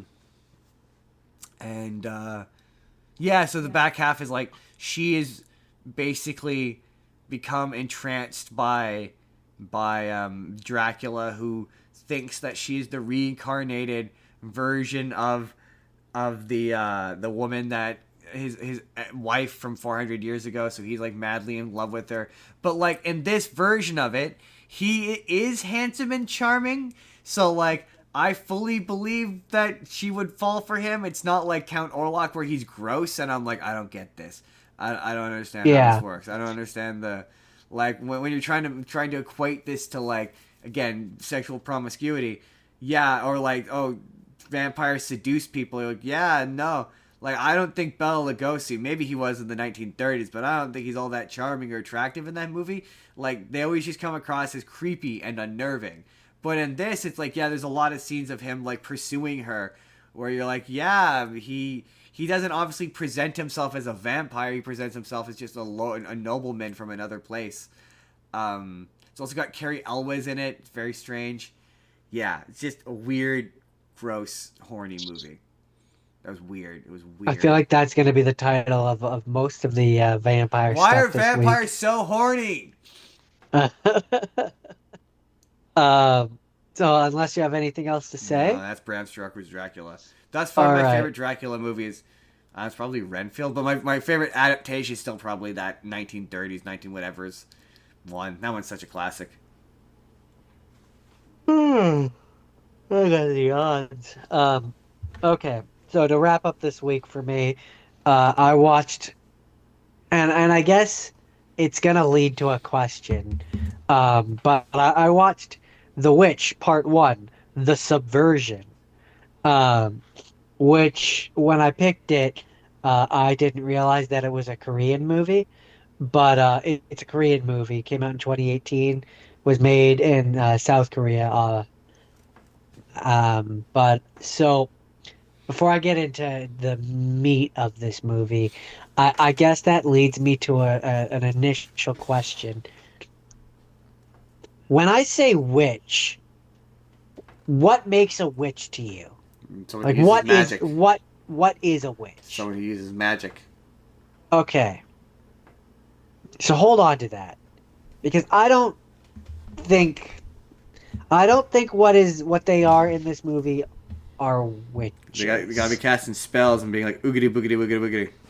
They're more superhumans than they are witches. Anyways, so general plot of this um is basically this young girl escapes from this facility where they're doing superhuman testing. Um and she's found by this a man and woman who run a farm. Also, as an aside, um, for reasons of I don't want to embarrass myself, I will not be saying any character names because they're all Korean, and Fair, fair. I don't want to embarrass myself. And insult the But person by mispronouncing their names. yeah, that too. Uh, so the main girl basically finds her ma and pa Kent, and they take her in and raise her as their own for the next 10 years. We get a 10-year time jump, and she's living a regular high school life, and um, we as the audience are told that she doesn't remember anything before she lived with them. She has amnesia. Convenient, I know. And so her and her best friend, um, well, her best friend convinces her to sign up for this TV show where you compete to become an idol or like a pop star or Oh yeah, what have you. yeah, It's basically like an American Idol kind of yeah. show. Um, Not kind. Yeah, idols in Korea and I'm Japan just are. It's saying, not quite the same thing, but I know what you mean. it's just the kind of vibe that it gave I me. know what you're talking Um, about. and on the air, our main girl, who Stevie. I'm gonna call, yeah, Stevie, sure. She shows off her ability to use telekinesis and causes like the microphone to float or Oh whatever. yeah. Well, okay. But like, you can use magic, and it's still technically. I mean, But I they never really do they identify it as call a it. spell? Not really. Because you're right. Not that I kind of picked up on if they Without did. being like, it just kind of reads as like, yeah, like an X-Men power.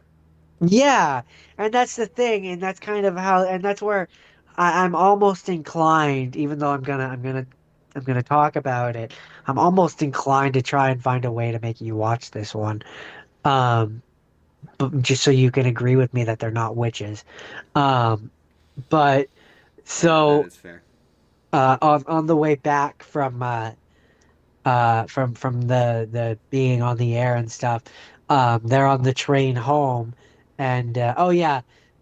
Important thing to mention, her friend, and part of so I guess part of the where the magic is supposed to come in is like, um, for example, one of the first scenes that we see, our main character Stevie, is at the store because her family is not doing well financially, but she's at the store, and she's haggling with the store owner, and to get something for like cheaper or whatever to put it on her tab. And he's like, "You already have too much on your tab. Get your dad to pay some of it first, and then we could put more on." And then we go outside and we see that the son has been loading her truck with like a bunch of stuff for free. And so that's supposed to be, I guess, where the magic is like she can just do anything. Or she's supposed to be like really good at school. She can anything she picks up, she's like a Okay, I don't know. savant. Yeah, I don't know. And so that's where I'm like, I can see how you can make the argument, but I don't view that as being a witch. No. I view that as being like a metahuman. Exactly. It's coming. It's reading more as metahuman to me. It's giving more Yeah. metahuman than it is witch. Witch, you gotta say a And spell. You gotta say magic words. and so hang Boogada on to boogada that bigada because bagada. Yeah, that's hang on to that because as the movie goes on, it just gets reinforced. But oogity biggity boogity. so this kid knows our main character, but our main character doesn't recognize this kid. Um, and uh, and this is where it gets weird for me because these kids, there ends up being a bunch of them, but they're all part of the place where she comes from, um, and they will occasionally speak English. And it's Weird. weird. So like Weird. they'll just go from speaking Korean, like South Korean, and then just start like speaking English, and like they have a Weird. perfect like Americanized sounding accent. Like they don't have any That hint would of a sorry. that would be distracting. But it's supposed to be kind of the point. Wait, are they Like speaking there's English because of magic? no, but they are. There is a reason why they They're do. magic because they're speaking English. Again, I don't know why they call this witches because there's nothing in this which makes me think magic. I'm Oh, just gonna I'm just gonna save you that right now. There's nothing in this which makes me think which maybe is the idea. I think the idea is supposed to be like, oh, she does stuff which is unexplainable. So like, oh, olden times you would call someone that's different a witch. that does make Like sense. I think that's supposed to be the idea, which is why it's called the subversion. That makes sense. That is very subversive. Because yeah, so over the course of the movie, then these people show up. She ends up showing like that she's superhuman and like superhuman fast and does a whole bunch of things that like there's some cool fight scenes. And I don't want to give it all away. Um, Give it all but away.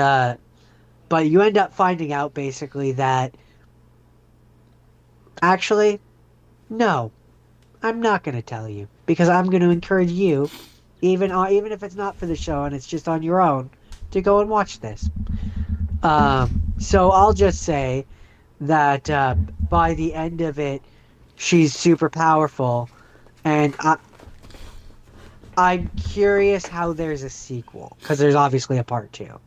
Um, I'm curious how they're like where the sequel goes, and I want to watch the second part. So Ooh. We'll find a reason to for the we'll show. find a reason. We'll find a reason for me to watch part two, and for you to watch part one. All right. Uh-oh, All right. let's see. Hold on. If there's a budget, had a budget of US $5.5 million. Do you want to guess its box office? 3 million. 24.4 million. Oh, yeah. Reasonably successful. Wait, this came out in America? No, this came out in South Korea. Oh, I understand. Jordan, is that it? That is it. That is And it. it came out in 2018, and the second part came out in 2022. All right. Okay. So my final movie and my closing bread of my Wolfman Your climax, if you will. of my no, because you remember this is a Wolfman sandwich. So this is the bottom part of the Wolfman Oh, sandwich. it's not a vampire, so it's No, not. no, It's no, not no. a It's not. climax. It's not horny. No, this movie's not horny. No. Okay. Yes, that's the one thing about this movie, Jordan. It is not horny. I could say that confidently. Wolfman 2025, not horny. This is Wolfman 2025, by the way.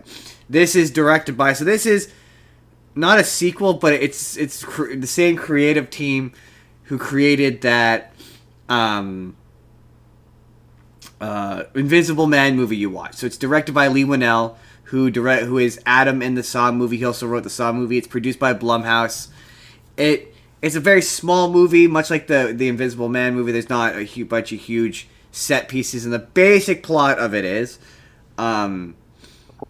there's a guy who when he was a kid, he lived with his dad in a cabin in the woods, and they're on a hunting trip, and they see, well, what the dad says is the wolf guy. They have a name for it, but basically he sees the wolf man, and he's on the radio with his friend. He's like, "I saw him. I know he's real. We need to get him to save our boy." And the movie opens up with opening text that says that in 1995 there's some sort of illness that went amongst the wildlife, and somebody disappeared. And so yeah, so the dad's like, I found the thing, and then the movie cuts to 30 years later, and it's one of those movies where you could tell exactly what's going to happen because everything that happens because of the plot. So you're like, actually, that's not true. That at the beginning, the one thing that they didn't, I thought for sure was going to come back, is they mentioned at the beginning, they're like, oh, there's these mushrooms that kill you if you eat them, and I thought for sure those mushrooms. I thought for sure that they were going to be Chekhov's mushrooms, and they were going to come back, and someone was going to eat the poisonous mushrooms, but no, that never came back. But like it's stuff. Okay, so cuts to 30 years in the future, and there's a husband, mom, a dad, and a wife, and a kid, and the wife is too busy. She's a journalist. She's too busy for her family, and the son's a writer, and he's kind of a stay-at-home dad, and they find out that his dad has died, and so obviously, okay, well, the dad died. He just disappeared. He's obviously the Wolfman. It's really obvious. It's really obvious he's the Wolfman. And the big thing was they see the Wolfman, but it's the day. Like, it's during the day when they first see the Wolfman at the beginning of the movie. And they get away from it. And the only reason why they get away from it is because the Wolfman gets distracted by a deer. And it's one of those irritating movies. But Justin, Wolfman can't be there during day. Wolfman only there during full moon. Exactly. That's gonna be my point. Hang on to that thought.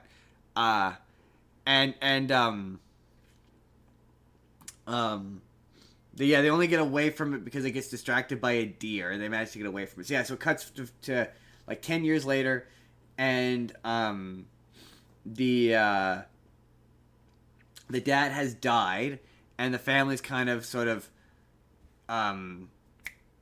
falling apart, and there's a point where the dad gets mad at the kid and yells at her, and he's like, "Oh, I'm sorry, but when you get in trouble, I lose my temper, and I whatever." And you're like, well, it's very clear that when he starts to turn to a werewolf, or he starts to become a werewolf, he's gonna act like a dick, and like, because they've like foreshadowed it. It's just really on the nose, obvious foreshadowing, and so they go to travel up to where the dad lived, and they run into like a childhood friend of his, and he's like, "Oh, yeah, the road that to get up to your dad's place is closed. I can show you the way to get up there now." And he goes to get in the car, and the wife's like, "No, absolutely not." And he gets in, and it's like they go to drive to the house, and they see the Wolfman standing there, and to avoid hitting him, they go, "Ah!" and they run the truck off the road, and it crashes. And it's just one of those moments where, like, oh, this is only happening because somebody read the script and went, why don't they just drive away? So we need to get rid of the car and remove the car as a means of escape. So they need to get into a car crash. So they gets in car crash. And then, yeah, the guy that they're with, he gets snatched by the werewolf. They manage to get away back to the house. And in the escape, he gets scratched. And the rest of the movie is him slowly turning into a wolfman. So, like, it starts off with he initially, like, he can't understand her because his sentences are so heightened. The wife, she can't understand him. Like, they're trying to talk to each other. And he's slowly becoming a wolfman. and the Wolfman that attacked, like he nearly attacks them, and so he tries to escape, and the Wolfman that's been attacking them bursts in and attacks them, and again it turns out it's the dad. Big shock. And he kills him, and yeah, he tries to escape, and there's this like running bit where he's like, "Oh, you read my mind," and he goes, "Oh, you're worried about me, or you love me, or whatever." He's like, "Ah, you read my mind." So it gets to the end, and he's like fully turned into the werewolf, and he's like, "Yeah, he's in pain, and he wants to be put down," and so they put him down, and the movie ends with he dies, and it's really quite, it's one of those, like, they make him into such a nice, reasonable guy at the beginning of the movie, so it's one of those movies where, like, he's almost too nice and too reasonable, and you know it's a movie called The Wolfman, so you know he's probably going to turn into the Wolfman, and every wolf, like the other one, the beginning half of our Wolfman sandwich also ends with him dying. Like, it's just weird how, like, every version it's because there's no ends with him dying. It's because the only cure for turning into a werewolf is a silver bullet. Not according to Alvin and the Chipmunks, it's not. Yeah, well, that's because they didn't want Theodore to die. They want Theodore to die. But I would chipmunk say is profitable, Justin. They're not going to kill that adorable little thing. He's not, like, I would say there's some genuinely, like, there's a point where, like, she wraps his bandages up and, like, he peels them off, and, like, a wounded animal starts to chew at his own injury, and I'd like, stop it, please. Stop it. Some of the body horror is legit upsetting, but it's really slow, and it takes them entirely too long to show you the werewolf. Like, you don't get to see the werewolf till like an hour in, and also it's not technically a werewolf. Like, they treat it reads more zombie than it does werewolf, because it's like But Justin, once and for all, can you confirm or deny, were you the werewolf? I was not the werewolf. You have it here, ladies and gentlemen, once and for all. He was not the werewolf. Yeah, the Wolfman is like around during the day. Like, he exists like every night, basically. Like, the change seems to be like a more of a disease, like more of a permanent disfigurement or disease. Like, again, they treat it more equivocally to zombie than werewolf. It's not like he's turning into a werewolf midnight. This movie all largely takes place in one location, the cabin, and over the course of one night. So yeah, it's not like he's slowly becoming affected by turning into a werewolf, like a regular, like most versions of the werewolf story is, like, they become an aggressive asshole, and that's not what this is. It's more, honestly, it reads more like he's a Wendigo. Oh yeah, okay. Like, it reminds me way more of the Wendigos from Until Dawn. Thank you, Until Dawn. That's what it really reminded me of. Yeah, it was all right. It was, I guess, it was a lot smaller budgeted. In terms of Wolfman movies, that 2010 one's still my favorite, though. That one's solid. This was all right. That one's good. That one's fun. I would recommend that. This, if you're looking for if you're like it's really slow and the pacing's kind of bad, but if you like body horror, I don't like body horror, so, like, watching his fingernails peel off did nothing for me. Yeah, no. And watching his, like, there's a point where the transformation is complete, and he, like, pulls his jaw apart so it looks more wolf-like. Like, ugh, gross. That's it. Oh, that's the Wolfman. That was the Monster Mash. It was a graveyard smash. But with that, we have to talk about next week. And next week comes with a series. Next week for Jordan is multiple choice. So here's the deal. I don't like quizzes. Here's the deal. Jordan, you have two options to choose from. Next week is gonna be slashers, / R-rated Halloween horror movies. So you can either do all of the Nightmare on Elm Street movies, or you pick several iconic slasher movies, different ones, different choices, but I get to pick 3 of them. Hmm. Okay. Well, we'll talk about that off stream. Oh no! You got to choose now. Oh, I don't know.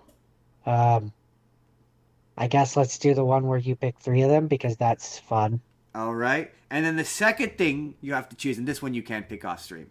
I, for reasons that will become apparent probably on Halloween, I'm watching all 6 of the Scream movies. But that's only 6 movies.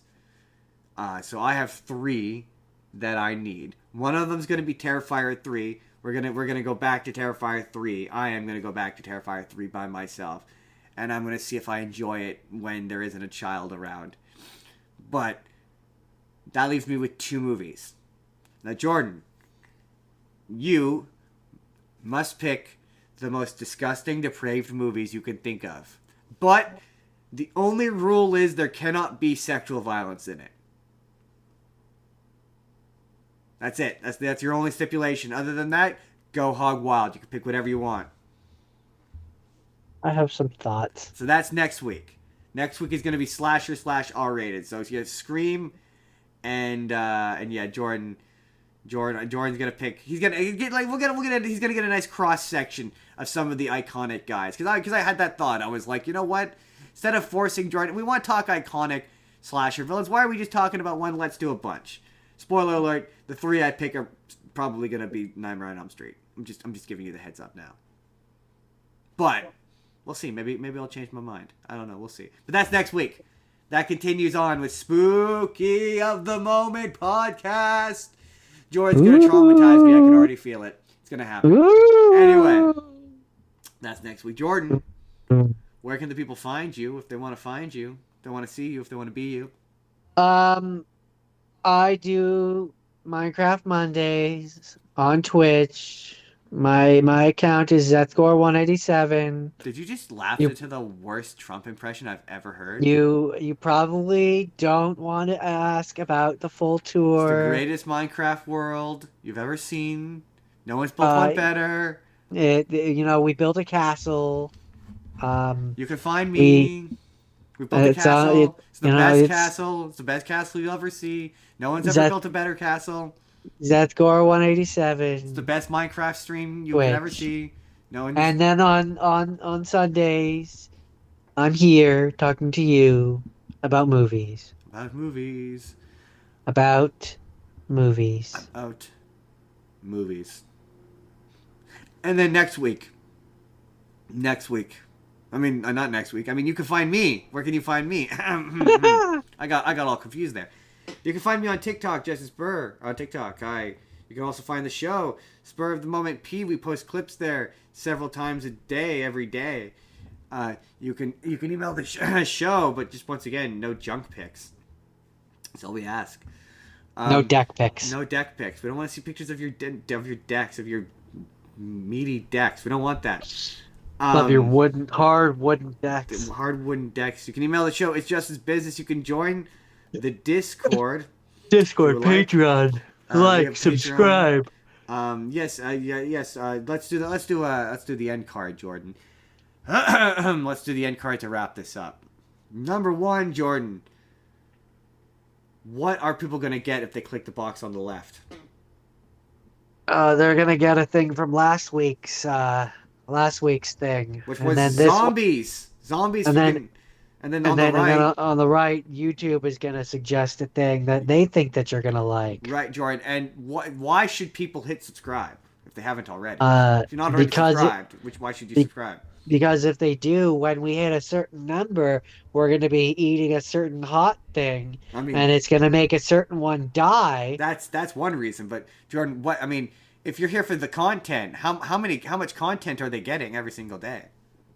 I mean, it's one thing a day. One thing a day, 7 days a week. There's a video. There's multiple shorts going up a day. There's brand new, fresh, nom nomity, much like the content for you all. Much like the proverbial apple which keeps the doctor away. One of our videos may keep the frownies away.